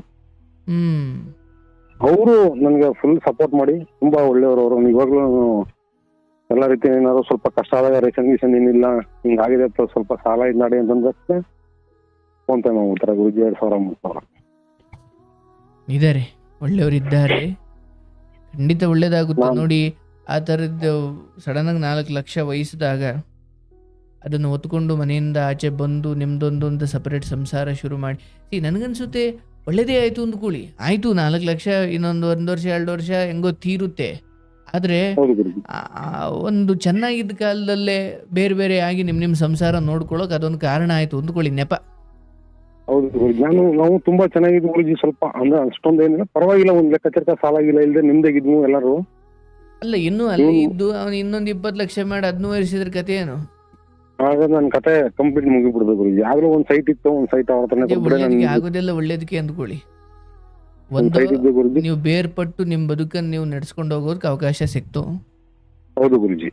ಮತ್ತೆ ಈ ಸಮಯದಲ್ಲಿ ಗಂಡನ, ಈ ಸಮಯದಲ್ಲಿ ಹೆಂಡತಿಯ ಅರ್ಹತೆಗಳು, ಹೆಂಡತಿಯ ಗುಣಗಳು ಗೊತ್ತಾಗುವುದು ಗಂಡ ಸಾಲದಲ್ಲಿದ್ದಾಗ, ಗಂಡ ಖಾಲಿ ಜೇಬಾಗಿದ್ದಾಗಲೇ ಹೆಂಡತಿಯ ಗುಣ ನಿಜವಾಗ್ಲೂ ಹೊರಗಡೆ ಬರೋದು. ಹೌದು ಗುರುಜಿ. ಈ ಸಮಯದಲ್ಲಿ ಅವಳು ನಿಮ್ಮ ಜೊತೆ ನಿಂತಲು ಅಂದ್ರೆ ಅರ್ಥ ಇನ್ಯಾವ ಸಮಯದಲ್ಲೂ ನಿಮ್ಮ ವಿರುದ್ಧ ಅವಳು ನಿಲ್ಲಲ್ಲ ಅಂತ. ತುಂಬಾ ತುಂಬಾ ಒಳ್ಳೆ ಗುರುಜಿ. ನನ್ಗೆ ಪ್ರತಿಯೊಂದನ್ನು ಹೇಳ್ಕೊಂಡು ಹೆಜ್ಜೆ ಹಾಕೊಂಡು ಯಾವುದೇ ರೀತಿ ನನ್ಗೆ ಒಂದ್ ಸ್ವಲ್ಪ ಏನಾದ್ರೂ ಹುಷಾರಿಲ್ಲ ಅಂದ್ರೂ ಅವಳಿಗೆ, ನನ್ಗಿಂತ ಹೆಚ್ಚಾಗಿ ಅವಳಿಗೆ ತುಂಬಾ ಇದಾಗುತ್ತೆ ಗುರುಜಿ. ಅಷ್ಟು ತುಂಬಾ ಚೆನ್ನಾಗಿ ನೋಡ್ತಾರೆ ಅಂತವ್ರನ್ನ ಪಡಿಯೋಕೆ. ಅಷ್ಟೆಲ್ಲ ನನ್ ಕಂಡ ಇಷ್ಟ ಇಲ್ಲ, ಓದಿಲ್ಲ, ಏನೇನೋ ಆಗಿ ಇದು ಮುಂದೆ ಏನ್ ಕಂಟಿನ್ಯೂ ಆಗಿ ಏನಾಗಪ್ಪ ಅನ್ನೋ ಅಷ್ಟರಲ್ಲಿ ಆಯ್ತು ಗುರುಜಿ. ನಾನು 2,035 ರೂಪಾಯಿಂದ ಕೆಲಸ ಮಾಡಿ ಇಲ್ಲಿ ತನಕ ಬಂದು ನಿಂತಿದ್ದೀನಿ ಗುರುಜಿ. ಓದಿಲ್ಲ ಅಂದ್ರೆ 5ನೇ ಕ್ಲಾಸ್ ಓದಿರೋದು ಗುರುಜಿ. ಅಕ್ಷರ ಜ್ಞಾನ ಇಲ್ದಿದ್ರೇನು, ಲೋಕಜ್ಞಾನ ಇದೆ, ಒಳ್ಳೆ ಜೀವನ ಸಂಗಾತಿ ಇದ್ದಾರೆ, ಮಕ್ಕಳಿದಾವೆ, ಗೋವುಗಳ ಆಶೀರ್ವಾದವಿದೆ, ಅದರಿಂದ ಏನೋ ಜೀವನ ನಡೀತಾ ಇದೆ. ಗಾರೆ ಕೆಲಸ ಮಾಡ್ತಾ ಇದ್ದೀರಿ, ಹೊರಗಡೆ ಕಷ್ಟ ಅಂತ ಕೈ ಚಾಚಲಿಕ್ಕೆ ಒಂದಷ್ಟು ಜನ ಸಂಪಾದನೆ ಮಾಡಿದ್ದೀರಿ. ನೋಡಿ, ನಮ್ಗೆ ಎಷ್ಟು ಜನ ಕೈ ಕೊಟ್ರು, ಎಷ್ಟು ಜನ ಮೋಸ ಮಾಡಿದ್ರು, ಎಷ್ಟು ಜನ ನಮ್ಮನ್ನು ಗುಂಡಿಗೆ ಹಾಕಿದ್ರು ಅನ್ನೋದು ಲೆಕ್ಕಾಚಾರ ಮಾಡ್ತಾ ಕೂತ್ಕೊಳ್ಳೋಷ್ಟು ಆಯಸ್ ದೊಡ್ಡದಿಲ್ಲ. ನಾವು ಈ ಥರದ ಸಮಯದಲ್ಲಿ ಇದ್ದಾಗ ಎಷ್ಟು ಜನ ಕೈ ಚಾಚಿದ್ರು, ಎಷ್ಟು ಜನ ಜೊತೆ ನಿಂತರು, ನಾನು ಇದ್ದೀನಿ ಕೊಣೋ ಅಂದರು, ಹೆಗಲು ಕೊಟ್ಟರು, 1,000 ಗೂಗಲ್ ಪೇ ಮಾಡಿದ್ರು, ಅಯ್ಯೋ ನಿನ್ನ ಕಷ್ಟ ಹಿಂಗಿದೆ ಕಣಪ್ಪ, ನಾನು ಇದ್ದೀನಿ ಕಣೆಯ ಅಂತ ಹೇಳಿದ್ರು. ಕೃತಜ್ಞತೆ ಹೇಳಲಿಕ್ಕೆ ನಾವು ನಮ್ಮ ಆಯಸ್ಸನ್ನು ಬಳಸಬೇಕು ಹೊರತು ನಿಂಗೆ ಮಾಡ್ದೆ ಅವಳಂಗೆ ಮಾಡಿದ್ಲು. ನಿಮಗೆ ದಿನದ 24 ಗಂಟೆಯಲ್ಲಿ ನಮಗೆ ಯಾರ್ಯಾರು ನಮ್ಮ ಬದುಕಿಗೆ ಆಸರೆ ಆಗಿದ್ದಾರೆ ಅವರೆಲ್ಲರಿಗೂ ನಮಸ್ಕಾರ ಮಾಡಲಿಕ್ಕೆ ನಿಮ್ಮ ಸಮಯ ಬಳಸ್ಕೊಳ್ತಿರೋ, ನಮ್ಮ ಯಾರ್ಯಾರು ಈ ಸ್ಥಿತಿಗೆ ತಂದರೂ ಅವ್ರನ್ನ ಬೈಕೊಂಡು ಕೂತ್ಕೊಳ್ಳಿಕ್ಕೆ ಈ ಸಮಯ ಬಳಸ್ಕೊಳ್ತಿರೋ ಅನ್ನೋ ದೇವರು ಸಮಯವನ್ನು ಕೊಟ್ಟು ನೋಡ್ತಾನೆ. ನಾವೇನು ಮಾಡಬೇಕು? ದುಡಿಬೇಕು, ಚೆನ್ನಾಗಿ ದುಡಿಮೆ ಮಾಡಬೇಕು. ನಮಗೆ ಯಾರೆಲ್ಲ ಆಸರೆಯಾಗಿ ನಿಂತಿದ್ದಾರೆ ತಂಪೊತ್ತಲ್ಲಿ ಅವರನ್ನು ಹೊಗಳೋಕೆ ಸಮಯ ತಗೊಳ್ಬೇಕು. ಆದರೆ ನಮ್ಮಲ್ಲಿ ಹಳ್ಳಿ ಕಡೆ ಅಥವಾ ಜನಗಳು ಮಾಡೋ ಎಡವಟ್ಟುಗಳೇನು ಅಂದರೆ, ಯಾರು ನಮಗೆ ಈ ಸ್ಥಿತಿ ಕಾರಣ ಆದರೂ ಅವ್ರು ಶಾಪ ಹಾಕ್ಲಿಕ್ಕೆ ದಿನದ 24 ಗಂಟೆ ಅರ್ಧ ಬಳಸ್ಬಿಟ್ಟಿರ್ತಾರೆ. ಬಟ್ ಉಪಯೋಗ ಏನು ಬಂತು? ಏನಿಲ್ಲ ಗುರುಜಿ, ಅವರು ಶಾಪ ಹಾಕಿ ಅವರೇ ಏನೋ ಒಂದು ತೊಂದರೆ ತಂದ್ಕತ್ರ, ಏನೋ ಮಾಡ್ದವ್ರು ಮಾಡ್ಲಿ ಅಂದ್ಬಿಟ್ಟು ನಮ್ಮ ಪಾಡ ನಾವು ಜೀವನ ಸಾಗ್ಬೇಕು ಗುರುಜಿ. ದೇವರಿದ್ದಾನೆ, ಭಗವಂತ ಇದ್ದಾನೆ. ಯಾವುದೋ ಮೂಲಕ ನಿಮಗೆ ನಿಮ್ಮವರೇ ಸೇರ್ಕೊಂಡು ಸಾಲ ಒರೆಸಿರ್ಬೋದು, ಆದರೆ ಆ ಪಾಪದ ಭಾರ ಅವ್ರು ಹೊತ್ತಿದ್ದಾರೆ, ಅದು ಅವ್ರಿಗೆ ಗೊತ್ತಿರಲ್ಲ ಅಷ್ಟೇ. ಗುರುಜಿ ಇವಾಗ ಅವರು ಅವತ್ತು 20 ಲಕ್ಷ ಹೇಳಿದವ್ರು ಇವತ್ತು 30 ಲಕ್ಷ ಇದೆ ಗುರುಜಿ ಅವ್ರಿಗೆ. ನೋಡಿ ಕತೆ. 30 ಲಕ್ಷ ಇದೆ ಗುರೂಜಿ. ಅದಕ್ಕೆ ಹೇಳೋದು ಧರ್ಮ. ನಮ್ ತಾಯಿ ಇವತ್ತು ಗುರುಜಿ ನನ್ ಕಂಡ್ರೆ ಒಂದ್ ಸ್ವಲ್ಪನೂ ಇಷ್ಟ ಇಲ್ಲ ಗುರುಜಿ. ಪರವಾಗಿಲ್ಲ ಬಿಡಿ, ಹೋಗ್ಲಿ. ಹೆಂಗೋ ಅವರ ದೊಡ್ಡ ಮಗನ ಮನೇಲಿ ಇದ್ದಾರೆ ಈಗ. ಬಂದು ಅಂದ್ರೆ ಇಷ್ಟವಿಲ್ಲದೆ ಬಂದು ಮನೆಯಲ್ಲಿ ಅತ್ತೆ ಸೊಸೆ ಜಗಳ ಆಡ್ಕೊಂಡು ನಿಮ್ದು ಮನಸ್ತಾಪ ಆಗೋದಕ್ಕಿಂತ ಅವ್ರ ಪಾಡಿಗೆ ಅವ್ರಲ್ಲಿ ಇದಾರೆ, ಖುಷಿ ಪಡಿ. ಆಯ್ತಪ್ಪ, ಮನೆಗ್ ಕೂತ್ಕೊಂಡ್ರು, ಜಗಳ ಮಾಡಕ್ ಶುರು ಮಾಡಿದ್ರು, ವಟ ವಟ ವಟ ಅನ್ನೋಕ್ ಶುರು ಮಾಡಿದ್ರು. ಕತೆ ಏನು? 2011 ಸ್ವಲ್ಪ ತಪ್ಪು ಮಾಡ್ಬಿಟ್ರು ಗುರುಜಿ ಅವರು. ಅದೊಂದು ನನ್ಗೆ ಇವತ್ತರೆಗೂ ಸುಮ್ಮನೆ ಕಾಡ್ತಾ ಇದೆ ಗುರುಜಿ ಒಳಗಡೆಯಿಂದ. ಏನು ಮಾಡ್ಲಿಕ್ಕೆ ಆಗಲ್ಲ, ಕಾಲ ಸರ್ದಿದೆ, ಬಹಳ ಮುಂದೆ ಬಂದ್ಬಿಟ್ಟಿದ್ದೀರಿ. ಇವಾಗ ಸವಾಲುಗಳು ಬೇರೆ ಇದ್ದಾವೆ, ಅವ್ರಿಗೂ ವಯಸ್ಸಾಗಿದೆ, ಬಿಡಿ, ಅದನ್ನ ಪ್ರಕೃತಿಯೇ ನಿರ್ಧಾರ ಮಾಡುತ್ತೆ. ಈಗ ನೀವು ಈಗಲೇ ಹಾಸ್ಕೋ ಒತ್ಕೋ ಅನ್ನೋಷ್ಟಿದ್ದಾವೆ, ಈಗ ಅದನ್ನು ಬೇರೆ ಕೂತ್ಕೊಳ್ಬೇಡಿ. ಗುರುಜಿ ಅವ್ರು ಮಾಡೋ ಪಾಪನೋ ಅಥವಾ ಪುಣ್ಯನೋ, ಆದ್ರೆ ನನ್ನ ತಾಯಿ ಎಷ್ಟೇ ಆದ್ರೂ ಕಳ್ಸುತ್ಕೊ ಬಂದಿದ್ದೀನಿ ಅವ್ರ ಹತ್ರ. ಅದರಿಂದ ನಾನು ಅದನ್ನ ಇಲ್ಲಿವರೆಗೂ ಯಾರ ಹತ್ರನೂ ಹೇಳ್ಕೊಂಡಿಲ್ಲ, ಯಾಕಂದ್ರೆ ಹೇಳ್ಕೊಳ್ಳಬಾರ್ದು ಅಂತ ಕಳ್ಳು ಮಾಡ್ಕೊಂಡಾಗ ಇದ್ದೀನಿ ಗುರುಜಿ ನಾನು. ಬೇಡಪ್ಪ, ಕಾಲ ಬಂದಾಗ ಲೋಕಕ್ಕೆ ಅದು ಅರ್ಥವಾಗೋ ಇಚ್ಛೆ ಇದ್ರೆ ಆಗುತ್ತೆ, ಇಲ್ಲಾಂದ್ರೆ ಅದು ಹಾಗೆ ಅವ್ರ ಜೊತೆನೆ ಮಣ್ಣಾಗುತ್ತೆ. ಅದು ನನ್ನ ಹತ್ರ ಮುನ್ನಾಗಬೇಕು ಗುರುಜಿ, ಬಟ್ ಅವ್ರ ಹತ್ರ ಮುನ್ನಾಗಬೇಕು ಬೇರೆ. ಅಂದ್ರೆ ನಾನು ತುಂಬಾ ಜನ ಹತ್ರ ಕೇಳಿ ಏನೋ ಕೆಟ್ಟದಾಗೆಲ್ಲ ಅನ್ನಿಸ್ಕೊಂಡು ನೋವು ತಿಂದು ನೀನು ಹಂಗೆ ನಿಮ್ ತಾಯಿ ಹಿಂಗೆ ಅಂತ ಎಲ್ಲ ಕೇಳಿ ಎಲ್ಲ ಒಂಥರ ಗಿಲ್ಟು ಇಲ್ಲಿವರೆಗೂ ಕಾಡ್ತಿದ್ದು ಗುರುಜಿ. ಆದ್ರೆ ನಿಮ್ಮ ಹತ್ರ ಸ್ವಲ್ಪ ಹಂಚ್ಕೊಂಡ್ಮೇಲೆ ಇಷ್ಟ ಸಾಕು ಗುರುಜಿ ನಂಗೆ. ಇರ್ಲಪ್ಪ, ಇರ್ಲಿ. ಅಂದ್ರೆ ಯಾವುದನ್ನ ಹೇಳೋದ್ರಿಂದ ಇನ್ನೊಬ್ರು ಜೀವನಕ್ಕೆ ತೊಂದರೆ ಆಗುತ್ತೆ, ಅದನ್ನ ನಾವು ಹೇಳಬಾರ್ದು. ತೊಂದರೆ ಆಗೋದು ಅಂದ್ರೇನು? ನಾವು ಒಬ್ಬ ಕಳ್ಳ ಕದಿಯೋದನ್ನ ನೋಡಿದಾಗ ನಾವು ಅಯ್ಯೋ ಇಲ್ಲಿ ಕಳ್ಳ, ಇವನ್ ಕದ್ದ ಅಂತ ಹೇಳೋದು ತಪ್ಪ. ಗುರುಗಳು ಹೇಳಿದ್ದಾರೆ, ಯಾವುದನ್ನ ಹೇಳೋದ್ರಿಂದ ಯಾರಿಗೂ ನೋವಾಗುತ್ತೆ ಅನ್ನೋದಾದ್ರೆ ನಾವು ಹೇಳಬಾರ್ದು ಅಂದ್ಕೊಂಡು ಯಾವುದೋ ಕಳ್ಳತನ ನೋಡಿದ ಮೇಲೆ ಸುಮ್ಮನಿರೋದಲ್ಲ. ಯಾವಾಗ ನಾವು ಸುಮ್ಮನಿರೋದ್ರಿಂದ ಅಥವಾ ಯಾವುದೋ ಅನ್ಯಾಯವನ್ನ ನೋಡಿಯೂ ಸುಮ್ಮನಿದ್ದಾಗ ಯಾರೋ ಒಬ್ಬ ಒಳ್ಳೆಯವನಿಗೆ ಅದು ಮೋಸ ಆಯಿತು ಅಂತ. ನೀವು ಇಲ್ಲಿ ತಾಯಿಯ ಯಾವುದೋ ವಿಚಾರವನ್ನು ನಿಮ್ಮ ಒಳಗಡೆನೆ ನುಂಗಿಕೊಳ್ಳೋದ್ರಿಂದ ನಷ್ಟ ಯಾರಿಗೂ ಇಲ್ಲ. ಯಾರಿಗೋ ನಷ್ಟ ಆಗೋದಿದ್ರೆ ಹೇಳಪ್ಪ ನೀನೇ ಸಾಕ್ಷಿ ಅಂತ ಹೇಳ್ತಿದ್ದೆ. ಯಾವಾಗ ಹೇಳುವುದರಿಂದ ಯಾರಿಗೂ ಲಾಭವಿಲ್ಲ, ಹೇಳದೆ ಅಥವಾ ಹೇಳುವುದರಿಂದ ಯಾರಿಗೂ ನಷ್ಟವಿಲ್ಲ, ಲಾಭವಿಲ್ಲ ಅನ್ನೋದಾದ್ರೆ ಅದು ಹಾಗೆ ಉಳಿಬೇಕು. ಹಂಗೂ ನೀವು ಹೇಳದೆ ಅಂದ್ರೆ ಒಂದು ಬಾಯಿ ತಡಿದೆ ಹೇಳ್ದ ಅವನು ಕೆಟ್ಟವನು ಅಂತ ಪಟ್ಟ ತಗೊಳ್ತೀರಾ, ಜೊತೆಗೆ ಆಕೆಗೆ ನೀವು ನೋವು ಕೊಡ್ತೀರಾ. ಅದಕ್ಕೋಸ್ಕರ ಗುರುಜಿ ನಮ್ಮ ಅಕ್ಕನಿಗೆ ಆಗ್ಲಿ, ನಮ್ಮ ಅಣ್ಣನಿಗೆ ಆಗ್ಲಿ, ನನ್ನ ಹೆಂಡತಿಗೆ ಆಗ್ಲಿ, ಮತ್ತೊಬ್ಬರಿಗೆ ಆಗ್ಲಿ ಗುರುಜಿ ಯಾವುದೇ ಕಾರಣಕ್ಕೂ ನಾನು ಯಾವುದೇ ತರನ ಹೇಳಿಲ್ಲ ಗುರುಜಿ ಇಲ್ಲಿವರೆಗೂ. ಆ ನೋವು ನಂಗೆ ಸಿಕ್ಕಿದೆ. ನಮ್ ತಂದೆ ಇದ್ರು, ನಮ್ ತಂದೆ ತುಂಬಾ ಚೆನ್ನಾಗಿ ಬೈತವ್ರು ಗುರುಜಿ. ಅವರು ತುಂಬಾ ಜಮೀನೆಲ್ಲ ಮಾಡ್ಕೊಂಡು ಒಂದು ಯಾವ್ದೇ ರೀತಿ ಊಟ ತಿಂಡಿ ಯಾವ್ದೇ ರೀತಿ ಕೊರತೆ ಮಾಡಿರಲಿಲ್ಲ. ಆದ್ರೆ ಇವ್ರು ಮಾಡಿರೋ ಒಂದು ತಪ್ಪು ನಮ್ ಕಣ್ಣೆದುರು ನೋಡ್ಬಿಟ್ಟು ಅದನ್ನ ನೆನ್ಸ್ಕೊಂಡು ಸ್ವಲ್ಪ ದಿನ ನಾನು ಕೆಟ್ಟಕ್ಕೆ ಹೊಂಟೋಗ್ಬಿಟ್ಟಿದೆ ಗುರುಜಿ. ಒಂದು 15 ವರ್ಷಕ್ಕೆ ನಾನು ಸ್ವಲ್ಪ ಆಗ ಒಂದ್ ದಿನ ಜಮೀನಿಗೆ ಕೂತ್ಕೊಂಡು ಯೋಚನೆ ಮಾಡ್ಕೊಂಡು ನನ್ನ ಜೀವನ ನಾನು ಹಾಳು ಮಾಡ್ಕೊಳಕ್ ಆಗಲ್ಲ ಅಂದ್ಬಿಟ್ಟು ಎಲ್ಲ ಬಿಟ್ಟು ಇವಾಗ ಹೆಂಗೋ ಭಗವಂತ ಒಳ್ಳೆ ಹೆಂಡತಿ ಸಿಕ್ಕಿದ್ರಿಂದ ಚೆನ್ನಾಗಿದ್ದೀನಿ ಗುರುಜಿ. ನಿಮ್ಗೆ ಆಶೀರ್ವಾದ ತುಂಬಾ ಇಂಪಾರ್ಟೆಂಟ್ ಗುರುಜಿ ನನಗೆ. ಅಯ್ಯಯ್ಯೋ, ಕಷ್ಟಪಡ್ತೀರಿ, ದೇವತೆ ಅಂತ ಹೆಂಡತಿ ಇದ್ದಾರೆ, ಮಕ್ಕಳಿದ್ದಾವೆ, ಗೋವುಗಳ ಆಶೀರ್ವಾದ ಇದೆ, ಪ್ರಕೃತಿ ನಡುವೆ ಬೆಳಿತೀರಿ, ತೋಟ ಹೊಲ ಮನೆ ಹಸುಗಳು, ಎಂತ ಶ್ರೇಷ್ಠವಾದ ಬದುಕು ನಿಮ್ಮದಿದೆ. ಈಗ ಯಾವುದು ಇರಲ್ಲ, ಎಲ್ಲ ಒಳ್ಳೇದಾಗುತ್ತೆ, ಸಾಲ ತೀರುತ್ತೆ, ಹೆಂಡತಿ ಮಕ್ಕಳು ಬೇಕಾದ ಕಣ್ಣಿಗೆ ಬೇಕಾದ ಬಟ್ಟೆ ತಗೊಳ್ಳೋ ಶಕ್ತಿ ಬರುತ್ತೆ. ಆದ್ರೆ ಈ ಸಮಯದಲ್ಲಿ ಏನಪ್ಪ ನಮ್ಮ ಬದುಕು ಹಿಂಗ ಆಯ್ತು ಅಂತ ಅಂದ್ಕೊಳ್ಳೋದು ಬೇಡ. ಯಾಕಂದ್ರೆ ಈ ಸಾಲವನ್ನು ತೀರಿಸುವ ಒಪ್ಪಿಕೊಂಡ ಕಾಲದಿಂದ ತೀರಿಸುವ ಗಳಿಗೆವರೆಗೂ ಯಾವುದೋ ರೋಗ ಬಂದು ಮಲಗಿ ಈ ಕಡೆ ಸಾಲು ತೀರ್ತಿಲ್ಲ, ಈ ಕಡೆ ಯಾವುದೋ ರೋಗಕ್ಕೆ ಬೇರೆ ಖರ್ಚಾಗ್ತಿದೆ ಅಂತ ಆಗ್ಬಿಟ್ಟಿದ್ರೆ ಏನಾಗ್ತಿತ್ತು ಕತೆ ದೇವರಿಗೆ. ಯಾಕಂದ್ರೆ ಒಂದು ವೇಳೆ ನೀವು ಯಾವುದೋ ಒಂದು EMI ಒಂದೇನೋ ಕಾರ್ ತಗೊಂಡ್ರಿ, ಒಂದು 5 ವರ್ಷಕ್ಕೆ EMI ಮಾಡ್ಕೊಂಡ್ರಿ, ಪ್ರತಿ ತಿಂಗಳು ನೀವು EMI ಕಟ್ಟುವ ಅಥವಾ EMI ಕಟ್ಟೋ ವಿಚಾರದಲ್ಲಿ ದೇವರು ನಿಮ್ಗೆ ಎಲ್ಲೂ ತೊಂದರೆ ಮಾಡಲಿಲ್ಲ, 5 ವರ್ಷ ಕಟ್ಕೊಂಡು ಹೋಗು ಅಷ್ಟು ಕಾಲಕ್ಕೆ ಒದಗಿಸ್ತಾ ಬಂದ ಅಂದ್ರೆ ನಾವು ಸಾಲ ಮಾಡಿದ್ವಲ್ಲ ಅಂತ ಅಳಬಾರ್ದು, ಆಯಾ ಕಾಲಕ್ಕೆ ಹೆಂಗೋ ಒದಗಿಸ್ದಲ್ಲ ಅಂತ ಖುಷಿ ಪಡಬೇಕು. ಈ 4 ಲಕ್ಷ ತೀರಿಸುವ ಈ ಪ್ರಯಾಣದಲ್ಲಿ ರೋಗ ಬಂದಿಲ್ಲ, ಏನೋ ದೊಡ್ಡದಾಗ್ಬಿಟ್ಟು ಇನ್ನೊಂದಷ್ಟು ಲಕ್ಷ ಸಾಲ ಮಾಡ್ಕೊಳ್ಳೋ ಕೆಟ್ಟ ಗಳಿಗೆಗಳನ್ನು ದೇವ್ರು ತಂದೇ ಇಲ್ಲ. ಇಲ್ಲ ಗುರುಜಿ. ಕಾಲಕ್ಕೆ ಎಷ್ಟೆಷ್ಟು ಎಲ್ಲೆಲ್ಲಿ ಏನೇನು ಕೊಡಬೇಕು ಏನೋ ಯಾವ ದುಡ್ದಿದ್ದೀರಾ ನಿಜ, ಬಟ್ ಯಾವುದು ವಿಧಿಯ ನಿಯಮದಂತೆ ಅಡ್ಡ ದುರಂತಗಳು ನಡೆದಿಲ್ಲ ಅಂದ್ರೆ ನೀವು ಖುಷಿ ಪಡ್ಬೇಕು. ಗುರುಜಿ ನೀವು ನಿಂತಿರ ಬಿಡ್ತೀರ, ನಾವು ಮಿನಿಮಮ್ ಮನೆಗ ನಾವು ಚೆನ್ನಾಗಿರ್ಬೇಕಾದ್ರೆ ಒಟ್ಟಿಗೆ 10 ಲಕ್ಷ ದುಡ್ಡು ಕೊಡಿದೀನಿ ಗುರುಜಿ. ನಾನು ನಮ್ಮನ್ನ ಜೈನ್ ಫ್ಯಾಮಿಲಿ ಎಲ್ಲ ಚೆನ್ನಾಗಿರೋಣ ಅಂತ ನಾನು ನನ್ ಬಂದ ಸಂಬಳ ಎಲ್ಲ ತಿಂಗಳಿಗೆ 10,000 ಸಂಬಳ ಕೊಡ್ತಾ ಇದ್ರು, ಒಂದೇ ಕಡೆ ಕೆಲಸ ಮಾಡ್ತೀನಿ, ಎಲ್ಲ ಅವ್ರ ಹತ್ರನೇ ಕೊಟ್ಬಿಡ್ತಾ ಇದ್ದೆ. ನಾವು 1 ರೂಪಾಯಿ ಇಸ್ಕೊತಿರ್ಲಿಲ್ಲ ಗುರುಜಿ. ಈಗ ಎಕ್ಸ್ಟ್ರಾ ಬಂದು ಏನಾದ್ರೂ ಒಂದು ಸಣ್ಣ ಪುಟ್ಟ ಕೆಲಸ ಮಾಡ್ಕೊತ ಅವ್ರ ಹತ್ರ 50-100 ಇಸ್ಕೊಂಡು ನನ್ ಪಾಕೆಟ್ ಮನಿಗೆ ಮಲಿಕತ್ತದೆ ಗುರುಜಿ. ಆದ್ರೂ ಲಾಸ್ಟ್ ಅಲ್ಲಿ ಈ ತರ ಸಾಲ ಕೊಟ್ಬಿಟ್ಟು ನನ್ನ ಹೆಂಡತಿ ಚಿನ್ನ ಎಲ್ಲ ಅಡಗು ಮಡಿಕೊಬಿಟ್ಟು ಜೊತೆಲಿ ಇದೀವಿ ಅಂದ್ಬಿಟ್ಟು ಎಲ್ಲ ಚಿನ್ನ ಬಿಡಿಸ್ಕೊಂಡು ಎಲ್ಲ ರೀತಿಯಲ್ಲೂ ಸಂಸಾರ ಚೆನ್ನಾಗಿರೋ ಕಾಲ ಬರುತ್ತೆ. ಕೊರಗಬೇಡಿ. ನೋಡಿ, ಇಲ್ಲಿ ಒಂದು ಅರ್ಥ ಮಾಡ್ಕೊಳ್ಳಿ, ಯಾರೋ ನಮಗೇನನ್ನು ಹೊರಸಲ್ವಂತೆ. ನಮ್ಮ ಪಾಲಿಗೆ ಇರುವಂತದ್ದನ್ನ ನಾವು ಅನುಭವಿಸ್ಲೇಬೇಕಂತ. ಕೆಲವೊಮ್ಮೆ ಆ ಕೋತಿ ತಾನ್ ತಿಂದು ಮೇಕೆ ಬಾಯಿಗೆ ಒರೆಸ್ತು ಅನ್ನಂಗೆ ಈ ಮೇಕೆ ಹಣೆ ಬರ ಹೆಂಗಿರುತ್ತೆ ಅಂದ್ರೆ ಅದನ್ನ ಆ ಪೆಟ್ಟು ತಿನ್ಬೇಕಿರೋದು, ಬೇರೆ ದಾರಿ ಇಲ್ವಂತೆ. ಈ ಮೇಕೆ ಆಮೇಲೆ ನ್ಯಾಯ ಕೇಳಬಹುದು, ಬಟ್ ಆ ಪೆಟ್ಟು ತಿನ್ಲೇಬೇಕು, ಏನು ಮಾಡ್ಲಿಕ್ಕೆ ಆಗಲ್ಲ. ಹಂಗೆ ಲೋಕದಲ್ಲಿ ಕೆಲವೊಮ್ಮೆ ನೀವೇನೂ ಮಾಡದೆ ಯಾರೋ ಮಾಡಿರುವ ಪಾಪಗಳಿಗೆ ನೀವು ಪ್ರಾಯಶ್ಚಿತ ಅಥವಾ ನೀವು ತಲೆ ಕೊಡಬೇಕಾದ ಗಳಿಗೆಗಳು ಬರ್ತಾವೆ. ಅವಾಗೆಲ್ಲ ಏನಂದ್ಕೊಳ್ಬೇಕು ನೋಡಿ, ವಿಧಿಯ ಇಚ್ಛೆ ಅಥವಾ ವಿಧಿಯ ಹೊಡೆತಗಳಿಗಿಂತ ಮನುಷ್ಯನ ಪ್ರಯತ್ನ ಬಹಳ ಚಿಕ್ಕದು. ಅದರಿಂದ ನುಣುಚ್ಕೊಳ್ಳೋ ಏನೇ ಪ್ರಯತ್ನ ಮಾಡಿದ್ರು ವಿಧಿ ಗಟ್ಟಿಗೆ ಏನು ಎಲ್ಲ ಕಡೆನೂ ಬಂಧಿಸಿ ನಿಮ್ಮನ್ನು ಇಟ್ಬಿಡುತ್ತೆ. ಅನುಭವಿಸು. ಹಾಗಾಗಿ ನಾವು ನಮಗೆ ನಮ್ಮ ತಪ್ಪಿಲ್ಲದೆ ಬಂದಿರುವ ಇದನ್ನ ದೇವರೇ ನಮಗೆ ಶಕ್ತಿ ಕೊಟ್ಟು ಅದನ್ನ ನಿವಾರಣೆ ಮಾಡ್ಕೊಂಡು ಆಚೆ ಬರ್ಲಿಕ್ಕೆ ಶಕ್ತಿ ಕೊಡ್ತಾನೆ. ಹಾಗಂತ ಆರಂಭದಲ್ಲಿ ನಮ್ಮದಲ್ಲದ ತಪ್ಪಿಗೆ ನಾವು ತಲೆ ಕೊಡೋ ಗಳಿಗೆಗಳು ಬಂದಾಗ ನಾವು ವಿರೋಧಿಸಬೇಕು. ಆದರೆ ವಿರೋಧಿಸಿದ ನಂತರವೂ ನೀವು ಅದನ್ನ ಅನುಭವಿಸ್ಲೇಬೇಕಾದ ಒಂದು ಗಳಿಗೆಗಳು ಬರ್ತವೆ, ಅದೇನು ಮಾಡ್ಲಿಕ್ಕಾಗಲ್ಲ. ಭಗವಂತ ವಿರೋಧ ಮಾಡಿದೆ ಗುರುಜಿ, ಇಷ್ಟು ಸಾಲ ಆಗಿಲ್ಲ, ನಿನ್ ತಪ್ಪಿ ನೀ ಮಾಡ್ಕೊಂಡಿದೆ ಅಂತ ವಿರೋಧ ಮಾಡಿದೆ ಗುರುಜಿ.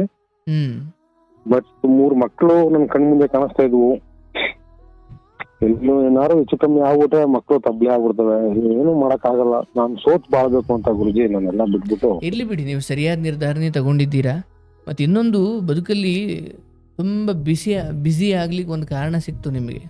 ಹಾಗಂದ್ರೆ ಸಾಲ ಬಂದಿದ್ದು ಒಳ್ಳೇದು ಅಂತಲ್ಲ, ಎಲ್ಲ ಚೆನ್ನಾಗಿರ್ಬಿಟ್ಟಿದ್ರೆ ಯಾರೋ ತಪ್ಪದಾರಿಗೆ ಹೋಗ್ಬಿಡ್ತಿದ್ರು ಏನೋ. ಇಲ್ಲ ಗುರುಜಿ, ಇಲ್ಲ ಗುರುಜಿ, ಆತರ ಏನು ಪಾಪ ಇದನ್ನ ಬೆಳಗಿನ ಜಾವ 5 ಗಂಟೆಗೆ ಎದ್ದೇಳ್ತೀನಿ ಗುರುಜಿ. ಅದು ಏನೇನ್ ಕೆಲಸ ಇರುತ್ತೆ ನನ್ನ ದನಗಳು ಎಲ್ಲ ಮುಗಿಸ್ತೀನಿ ಗುರುಜಿ. ಮತ್ತೆ ಇನ್ನೊಂದೇನು ಗುರುಜಿ, ನನ್ಗೆ ಎಗಲ್ ಕೊಟ್ಟು ನಿಂತ್ಕೊಂಡು ನನ್ನ ದನಗಳು ಗುರುಜಿ. ಅದಕ್ಕೆ ನಾನು ಆಗ್ಲೇ ಬಳಸ್ದೆ ಆ ಗೋವಿನ ಆಶೀರ್ವಾದ ಅಂತ.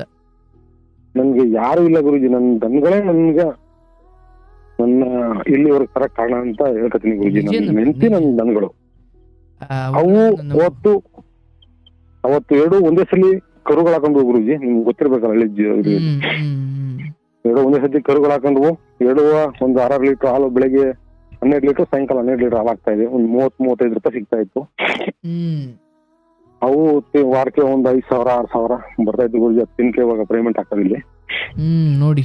ಅದು ನಾನು ಸ್ವಲ್ಪ ದುಡಿತಾ ಇದ್ದೆ, ನಾನು ಸ್ವಲ್ಪ ದುಡ್ಕೊಂಡು ಅವನು ನೋಡ್ಕೊಂಡು ಹಿಂಗೋ ಅವು ಇಲ್ಲಾಂದ್ರೆ ಗುರುಜಿ ನಾನು 2 ಲಕ್ಷ 3 ಲಕ್ಷ ಸಾಲ ತೀರ್ಕೊಂಡು ಮಕ್ಕಳು ಸಾಕೊಂಡು ನಿಜ ಅಲ್ಲ.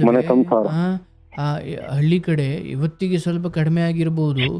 ಆ ಮೇಕೆಗಳು, ಕುರಿಗಳು, ಹಸುಗಳು, ಆ ಸಾಕು ಪ್ರಾಣಿಗಳಿಂದ ಒಂದು 8-7 ಜನ ಇರುವ ಒಂದು ಕುಟುಂಬದ ಹೊಟ್ಟೆಪಾಡಿ ಹೇಗೂ ನಡೀತಾ ಇರುತ್ತೆ. ಯಾಕಂದ್ರೆ ಮಳೆ ಬರಲಿ ಬರದೇ ಇರಲಿ, ಮನೆಯ ಆ ಕುರಿಗಳು, ಹಸುಗಳು, ಮೇಕೆಗಳು ಇವುಗಳ ಕಾರಣದಿಂದ ಮನೆ ಸಂಸಾರವನ್ನ ಮಕ್ಕಳು ಮೊಮ್ಮಕ್ಕಳನ್ನ ಸಾಕೊಂಡ ಆ ಕಾಲದಿಂದಲೂ ಈ ಹಳ್ಳಿ ಜನ ನಂಬಿರೋದು ಯಾವ ಗೋವುಗಳನ್ನ. ಯಾಕಂದ್ರೆ ಅವಿದ್ರೆ ಒಂದು ಹಾಲು ಕೊಡೋದು, ಹೊಲ ಉಳೋದು, ಎಲ್ಲ ಕೆಲಸಗಳಿಗೂ ರೈತನ ಮಿತ್ರ, ರೈತನಿಗೆ ಜೊತೆಯಾಗಿ ಒಂದು ಕಾಲದಲ್ಲಿ ಬಂಧು ಬಾಂಧವರೆಲ್ಲ ನಿಮಗೆ ಕೈ ಕೊಟ್ಟರು ಕೂಡ ಮೂಕ ಪ್ರಾಣಿಗಳು ನೀವು ಹಾಕಿದ ಸ್ವಲ್ಪ ಹುಲ್ಲಿಗೋ ನೀರಿಗೋ ಜೀವನ ಪೂರ್ತಿ ತಮ್ಮ ಬದುಕನ್ನು ಬೆಳಗ್ಗೆ ಎದ್ದ ತಕ್ಷಣ ಯಾವ್ದಾದ್ರು ದೇವ್ರಿಗೂ ಕೈ ಮುಗಿಯಲ್ಲ ಗುರುಜಿ. ನಾನು ಫಸ್ಟ್ ಮುಗಿದ ನನ್ನ ದನಗಳಿಗೆ ಗುರುಜಿ. ನಿಜ ಅವು ಪಾದ ಸಾನ್ ಮಾಡ್ಬಿಟ್ಟು ಮುಂದಿನ ಕೆಲಸ ಶುರು ಮಾಡೋದು ಗುರುಜಿ.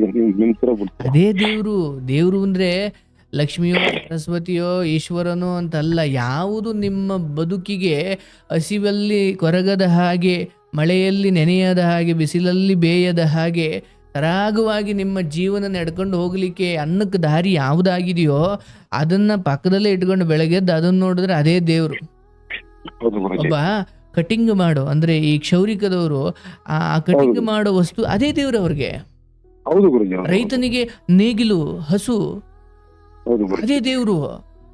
ಒಬ್ಬ ಡಾಕ್ಟರ್ಗೆ ಸ್ಟೆಥೋಸ್ಕೋಪು ಅಥವಾ ಆಪರೇಷನ್ ಮಾಡೋ ಬಳಸ್ತಕ್ಕಂಥ ಆ ಉಪಕರಣಗಳು ಅದೇ ದೇವ್ರು. ಆಟೋನೇ ದೇವ್ರು.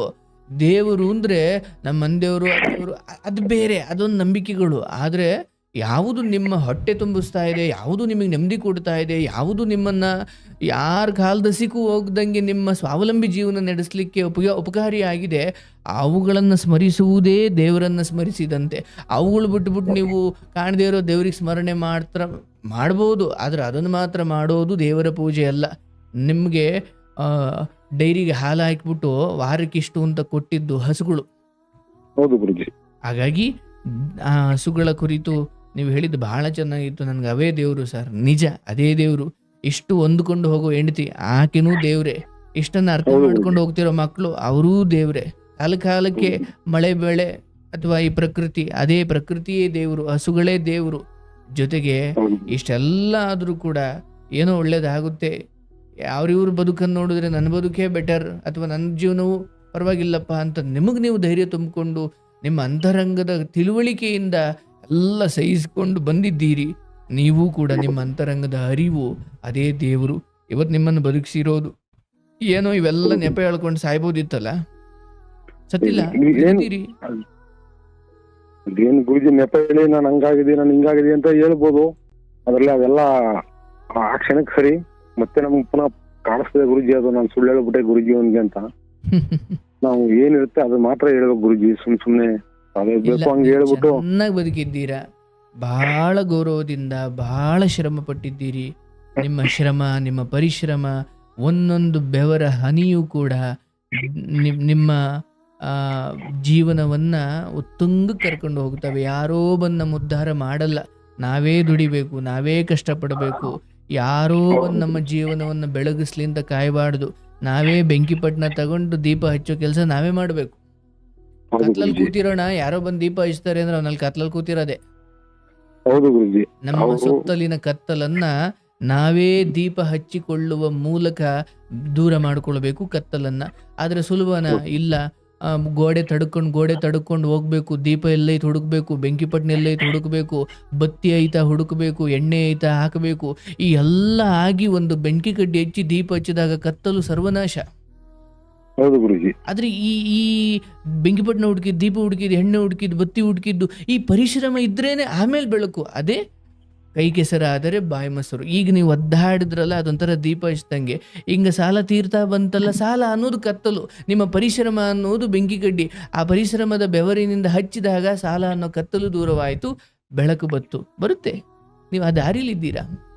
ಭರವಸೆ ಕಳ್ಕೊಳ್ಬೇಡಿ, ಯಾರೂ ತಪ್ಪಿತಸ್ಥರನ್ನಾಗಿ ಮಾಡಬೇಡಿ. ಆಯ್ತು, ಅವ್ರವ್ರವ್ರವ್ರವ್ರವ್ರು ಮಾಡಿದ್ದು ಅನುಭವಿಸ್ಕೊಳ್ತಾರೆ, ನೀವು ಆಶೀರ್ವಾದ ಮಾಡಿ ಬಿಡಿ. ಗುರುಜಿ, ನಾನು ಯಾವತ್ತು ಅವ್ರು ಏನೇ ಕೊಡಿದ್ರು ನಾನು ಅವ್ರು ಸಾಪಾಕಲ್ಲ ಗುರುಜಿ, ಮತ್ತೊಂದ್ ಮಾಡಲ್ಲ, ಮತ್ತೇನು ಕೇಳೋದಿಲ್ಲ. ನನ್ ಪಾಡ ನಾನು ಇದೀನಿ ಗುರುಜಿ, ನೀವೇನೋ ಮಾಡೋದ್ರಲ್ಲ ಆಯ್ತು, ಚೆನ್ನಾಗಿರಿ, ನಾನು ಹೆಂಗೋ ನನ್ ಕೂಲಿ ಮಾಡ್ಕೊಂಡು ನನ್ನ ಹೆಂಡತಿ ಮಕ್ಕಳು ಮಾಡ್ತೀನಿ ಅಂತ ನನ್ ಪಾಡ ನಾನು ಹೇಳಿದೀನಿ ಗುರುಜಿ. ಮತ್ತೆ ಇನ್ನೊಂದು ಕೇಳ್ಬೋದು, ನಿಮ್ಮ ಪರಿಶ್ರಮ, ನಿಮ್ಮ ಪ್ರಾಮಾಣಿಕತೆ, ನಿಮ್ಮ ನಿಯತ್ತು ನಿಮ್ಮನ್ನು ಕಾಪಾಡುತ್ತೆ. ಎಲ್ಲ ಒಳ್ಳೇದಾಗ್ಲಿ, ಶುಭವಾಗ್ಲಿ. ಹೆಂಡತಿಯನ್ನ ಬರುವಂತ ಕಾಲಗಳಲ್ಲಿ ಚೆನ್ನಾಗಿ ನೋಡ್ಕೊಳ್ಳೋ ಶಕ್ತಿಯನ್ನ ದೇವರು ಕೊಡ್ಲಿ. ನೀವು ಕೂಡ ನಿಮ್ಮ ಆರೋಗ್ಯ ಚೆನ್ನಾಗಿ ನೋಡ್ಕೊಳ್ಳಿ. ಮುಂದಿನ ಗುರುಜಿ ಮತ್ತೆ ಒಂದ್ ಕೇಳ್ಬೇಕು ಗುರುಜಿ, ನಾನು ಸ್ವಲ್ಪ ಜಮೀನ್ ಇದೆ ಗುರುಜಿ, ಅಲ್ಲಿ ಒಂದು ಬೋರ್ ಇದೆ. ಅಲ್ಲಿ ಈ ಹಸುಗಳೊಂದಿಗೆ ಇನ್ನೊಂದು 4-5 ಹಸು ಮಾಡ್ಕೊಂಡು ಜೀವನನ ಮಾಡ್ಬೇಕು ಅಂತ ಇದೀನಿ ಗುರುಜಿ. ಯಾಕಂದ್ರೆ ಕೆಲಸ ಮಾಡಿ ನನ್ಗೆ ಫುಲ್ಲು ಬೆಂಡಾಗ್ಬಿಡಿದೆ ಗುರುಜಿ. ಅದು ಸ್ವಲ್ಪ ನೀರ್ ಬರ್ತದೆ, ಸ್ವಲ್ಪ ಮೇವು ಹಾಕ್ಲಕ್ಕ ಸರಿಯಾಗುತ್ತೆ. ಬೋರ್ ಕೋರ್ಸ್ ಎಷ್ಟು ವರ್ಷ ಆಯ್ತು? ಕೋರ್ಸಿ ಒಂದ್ 4 ವರ್ಷ ಆಗಿದೆ ಗುರುಜಿ. ಚೆನ್ನಾಗಿದೆ, ನಾವು ಒಟ್ಟಿಗೆ ಚೆನ್ನಾಗಿದ್ದಾಗ ಕೋರ್ಸಿದ್ದು. ನಿಮಗ್ ಬಂದಿದ್ಯಾ ಅದು? ಇಲ್ಲ ಗುರುಜಿ, ಅವರು ಇನ್ನೊಂದ್ ಸ್ವಲ್ಪ ಜಮೀನ್ ಇದೆ, ಅವ್ರು ಬೇರೆ ಕಡೆ ಮಾಡ್ತಾ ಇದಾರೆ. ಇಲ್ಲಿ ನಮ್ದು ಜಮೀನ್ ಇದೆ. ಬಂದಿದ್ಯಾ? ನಮ್ಗೆ ಇದು ಬಂದಿದೆ ಗುರುಜಿ. ಓಕೆ. ಎಷ್ಟು ಹಸು ಸಾಕ್ಬೇಕು ಅಂತ? ಗುರುಜಿ ಸಾಕು, ನಮ್ ಜೀವನ ತಕ್ಕಂತೆ ಜಾಸ್ತಿ ಏನ್ ಬೇಡ, ಒಂದ್ 4-5 ನಮ್ ಈ ಹಸುಗಳ ಜೊತೆ ಒಂದ್ 4-5 ಮಾಡ್ಕೊಂಡು ಮಾಡೋಣ ಅಂತ ಗುರುಜಿ. ಯಾಕಂದ್ರೆ ಮಾಡ್ತೀರಾ? ಅದಕ್ಕೆ ಗುರುಜಿ ನಾನು ಮುಂದಕ್ಕೆ ಕಂಟಿನ್ಯೂ ಮಾಡ್ಬೋದಾ, ಏನಾರು ಅಂದ್ರೆ ಆಗತ್ತಂತ ನಿಮ್ಮ ಹತ್ರ ಒಂದು ಕೇಳ್ಕೊಳ್ಳೋಣ ಅಂತ. ಎಷ್ಟು ವರ್ಷ ಅಂದ್ರಿ? ಮಕ್ಕಳಿಗೆ ಒಬ್ಬ ಮಗನಿಗೆ 5 ವರ್ಷ ಗುರುಜಿ, ಮಗಳಿಗೆ 2.5 ವರ್ಷ ಗುರುಜಿ. ಬಟ್ ಅಂದ್ರೆ ನೀವು ದನದ ಬಗ್ಗೆ ಮಾತಾಡ್ತಿರೋದು, ಹಸು ಬಗ್ಗೆ ಮಾತಾಡ್ತಿರೋದು? ಅದೇ ದನದ ಬಗ್ಗೆನೇ ಗುರುಜಿ ಮಾತಾಡ್ತಿರೋದು. ಅಂದ್ರೆ ಹಾಲು ಕೊಡೋ ಹಸು ಬಗ್ಗೆ ಅಲ್ಲ? ಹಾಲು ಕೊಡೋ ಹಸುಗಳ ಬಗ್ಗೆ ಗುರು. ನಮ್ ಕಡೆ ಎತ್ತು, ನಾವು ನೋಡಿ ಎತ್ತನ ದನ ಅಂತೀನಿ ನಾನು ಕೆಲವೊಮ್ಮೆ. ಇಲ್ಲ, ನಾವು ಎತ್ತು ಅಂತೀವಿ, ಅದು ಎಲ್ಲಾನು ಒಂದ್ ಸ್ವಲ್ಪ ದನ ಅಂತ ಕರೆದು ಗುರುಜಿ. ಹೌದು ಹೌದು. ಈಗ ನೀವು ಹೇಳ್ತಿರೋದು ಈ ಡೈರಿಗೆ ಹಾಕಿ ಹಾಲು ಕೊಡೋ ಹಸು ಬಗ್ಗೆ ಮಾತಾಡ್ತಿರೋದಲ್ಲ? ಹೌದು ಗುರುಜಿ. ಸ್ವಲ್ಪ ಮಾಡ್ಕೊಂಡು 2 ಇದಾವೆ, ಅದ್ರ ಜೊತೆ ಇನ್ನೊಂದು 4 ಸೇರಿಸಿ ಇನ್ನೊಂದು 6ನ ಹಂಗೆ ಸಾಕೊಂಡು ಚೆನ್ನಾಗಿ ಮೇವು ಅಲ್ಲೇ ಬೆಳ್ಕೊಂಡು, ಜೋಳ ಗಿಳ ಬೆಳ್ಕೊಂಡು ಮೇವು ಹಾಕೊಂಡು ಆ ಡೈರಿಗೆ ಹಾಲು ಹಾಕೊಂಡು ಬದುಕೋಣ ಅಂತ. ಹೌದು ಗುರುಜಿ. ಇದು ಬೆಳಿಗ್ಗೆ ಎದ್ದು 5 ಗಂಟೆಗೆ ಎದ್ಬೇಕು, ಮತ್ತೆ 9 ಗಂಟೆವರೆಗೆ ತರ ಅಂತ ಕೆಲಸ ಮಾಡ್ಬೇಕು. ನಿಮ್ಮ ಕೆಲ್ಸದ ಸಾಕಾಗಿದೆ ಅಂತ? ಹೌದು ಗುರುಜಿ. ಆಯ್ತು. ಅಷ್ಟಕ್ಕೆ ಮೇವು ಹಂಚೋದು, ಅಷ್ಟಕ್ಕೆ ನೀರಿನ ವ್ಯವಸ್ಥೆ ಅಥವಾ ಅದಕ್ಕೆ ಶಕ್ತಿ ಇದೆಯಾ ನಿಮಗೆ? ಗುರುಜಿ ಶಕ್ತಿ ಇದೆ, ಸ್ವಲ್ಪ ದುಡ್ಡಿಗೆ ತೊಂದರೆಯಿಂದ ನಾನು ಸ್ವಲ್ಪ ಕೈ ಕಟ್ಟ ಕೂತ್ಬಿಡ್ತೀನಿ ಗುರುಜಿ. ಯಾಕಂದ್ರೆ ಇರೋ ಸಾಲ ತೀರ್ಸ್ಕೊಳ್ಳೋಣ, ಆಮೇಲೆ ಮುಂದೆ ಕಂಟಿನ್ಯೂ ಈಗ ನಾನು ಅದನ್ನೇ ಹೇಳಕ್ ಬಂದೆ. ಈಗ ಇರೋದ್ರಲ್ಲಿ ಬಟ್ ಈಗ ನೆಕ್ಸ್ಟ್ ಏನೋ ಲೋನ್ ತಗೊಂಡು ಸಾಲ ತಗೊಂಡು ಹಸು ಯೋಚನೆ ಅಥವಾ ಸಾಕ್ಬೇಕು ಅನ್ನೋ ಯೋಚನೆ ಅದ್ಭುತವಾದದ್ದೇ. ಅದಕ್ಕೆ ನಿಮಗೆ ಅನುಭವ ಇದೆ, ಸ್ಕಿಲ್ ಇದೆ, ಅದರ ಆಳ ಆಗ್ಲಕ್ ಗೊತ್ತಿದೆ, ಹೆಂಗ್ ಸಾಕ್ಬೇಕು, ಮೇವಿನ ಕತೆ ಏನು, ಹೆಂಗ್ ಡೈರಿ ಹಾಲು ಕರಿಬೇಕು, ಡೈರಿಗೆ ಹಾಕಬೇಕು, ಆ ಲೆಕ್ಕಾಚಾರಗಳು ಎಲ್ಲ ಇದೆ. ಏನೋ ಸಿಟಿಲಿ ಗೌರ್ಮೆಂಟ್ ಜಾಬ್ ಮಾಡಿ ಅಲ್ಲೋಗಿ ಹಸು ಸಾಕ್ತಿಲ್ಲ, ನೀವು ಅಲ್ಲೇ ಬದುಕಿರೋದ್ರಿಂದ ನಿಮ್ಗೆ ಅದು ಗೊತ್ತು. ಆದರೆ ಈ ಕಡೆ 12 ಲಕ್ಷ ಸಾಲ ಇದೆ. ಈದಿದ್ದಾಗ ಅಥವಾ ಇದಿನ್ನೂ ಮುಗಿದೆ ಇಲ್ಲ, ಈ ಹಿಮಾಲಯ ಇನ್ನೂ ಕರಗಿಲ್ಲ, ನೀವು ಅಲ್ಲಿಗೆ ಮಾಡ್ಲಿಕ್ಕೆ ಇನ್ನೊಂದ್ ಸ್ವಲ್ಪ ಸಾಲ ಮಾಡ್ಕೊಂಡು ಅಲ್ಲಿ ಏನೋ ಚಿಕ್ಕ ಪುಟ್ಟ ಎಡವಟ್ಟಾದ್ರೆ ಮತ್ತೆ ಇದಾಗೋದು ಬೇಡ. ನೀವು ಇದು ತೀರಿಸ್ಬಿಟ್ಟು ಆಮೇಲೆ ಒಂದ್ ಸ್ವಲ್ಪ ದುಡ್ಡು ಕೂಡಿಟ್ಕೊಂಡು ನೀವು ಒಂದೇ ಸಲ 4-5 ಹಸು ಬೇಡ, ಒಂದೊಂದೇ ಹೆಚ್ಚು ಮಾಡ್ಕೊಳ್ತಾ ಹೋಗ್ಬೇಕು. ಹೌದು ಗುರುಜಿ. ನನ್ ಪ್ಲಾನ್ ಇರೋದು ಹಂಗೆ ಗುರುಜಿ. ಈ ಸ್ವಲ್ಪ ಈಗಿರೋ ಸಾಲ ತೀರ್ಸ್ಕೊಳ್ಳೋಣ, ಮತ್ತೆ ನಾವು ಕೈ ಹಾಕ್ಬಿಟ್ಟು ಮತ್ತೆ ಎಲ್ಲಾರು ಸುಟ್ಕೊಬಿಟ್ರೆ ನನ್ನ ಹೆಂಡತಿ ಮಕ್ಕಳ ಜೀವನ ಏನಾಗಲ್ಲ. ನೀವು ಇದನ್ನ ತೀರಿಸ್ಬಿಟ್ಟೆ ಆಮೇಲೆ ಕೈ ಇಕ್ಬೇಕು. ಆದ್ರೆ ಒಂದೊಂದೇ ಹೆಚ್ಚಿಸ್ಕೊಳ್ತಾ ಹೋಗ್ಬೇಕು. 4-5 ಒಟ್ಟಿಗೆ ತಂದ್ಬಿಡೋದು. ಈಗ 2 ಸಾಕ್ತಾ ಇದ್ದೀರಿ, ಅದ್ರ ಜೊತೆ ಇನ್ನೊಂದು ಹೆಚ್ಚಾಗ್ತಾ. ಬಟ್ ಈ ಸಾಲ ತೀರೋವರೆಗೂ ಅದಕ್ಕೆ ಕೈ ಹಾಕಬೇಡಿ. ಬಟ್ ಅದು ಕನ್ಸಿಟ್ಕೊಳ್ಳಿ, ಹಾಗೇ ಆಗುತ್ತೆ, ಮಾಡೇ ಮಾಡ್ತೀನಿ ಅಂತ ಕನ್ಸಿಟ್ಕೊಳ್ಳಿ. ಅದ್ರ ಬಗ್ಗೆ ಬೇರೆ ಏನೇನು ಯಾರ್ಯಾರು ಏನೇನು ಮಾಡಿದ್ದಾರೆ ತಿಳ್ಕೊಳ್ಳಿ. ಯಾಕಂದ್ರೆ ಚೆನ್ನಾಗಿ ಹೋಗಿ ಮಾಡಿದ್ರೆ ಅದನ್ನ ಆಮೇಲೆ ಕಾರ್ಯರೂಪಕ್ಕೆ ಬೇಗ ತರಬಹುದು.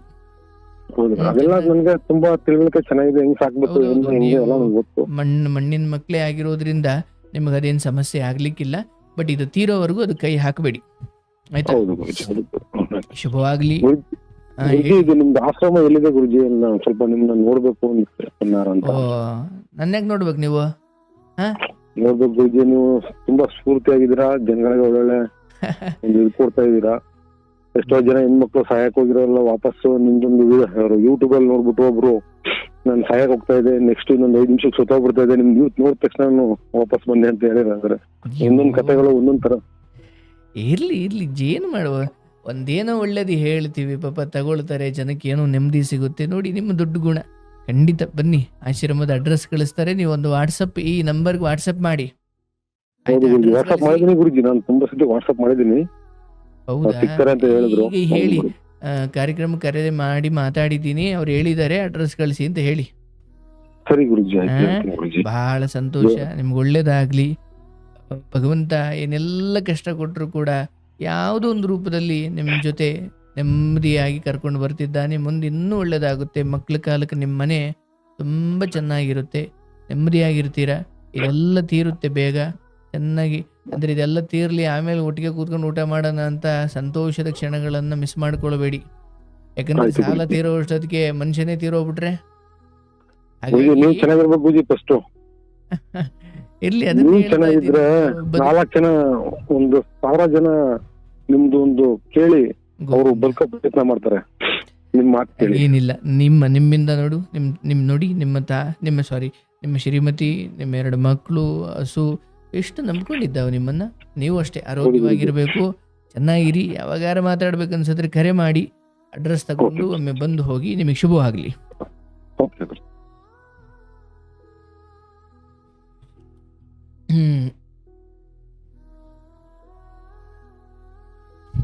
ಗೋವಿಂದ ನೋಡಿ, ಅವರು ಅವರ ಅಣ್ಣ ಮಾಡಿಕೊಂಡು ಸಾಲ ನಮ್ಮ ಮೇಲೆ ಹೊರಿಸ್ಬಿಟ್ರು ಅಂತ ಹೇಳ್ತಿದ್ರು. ತುಂಬ ಕುಟುಂಬಗಳಲ್ಲಿ ಹಿಂಗಾಗುತ್ತೆ. ನಾನು ಹಳ್ಳಿಲೇ ಬೆಳೆದಿರೋದ್ರಿಂದ ನಮ್ಮ ಸುತ್ತಮುತ್ತ ನಡೆಯೋದು ನಾನು ಕೇಳಿದ್ದೀನಿ, ನೋಡಿದ್ದೀನಿ.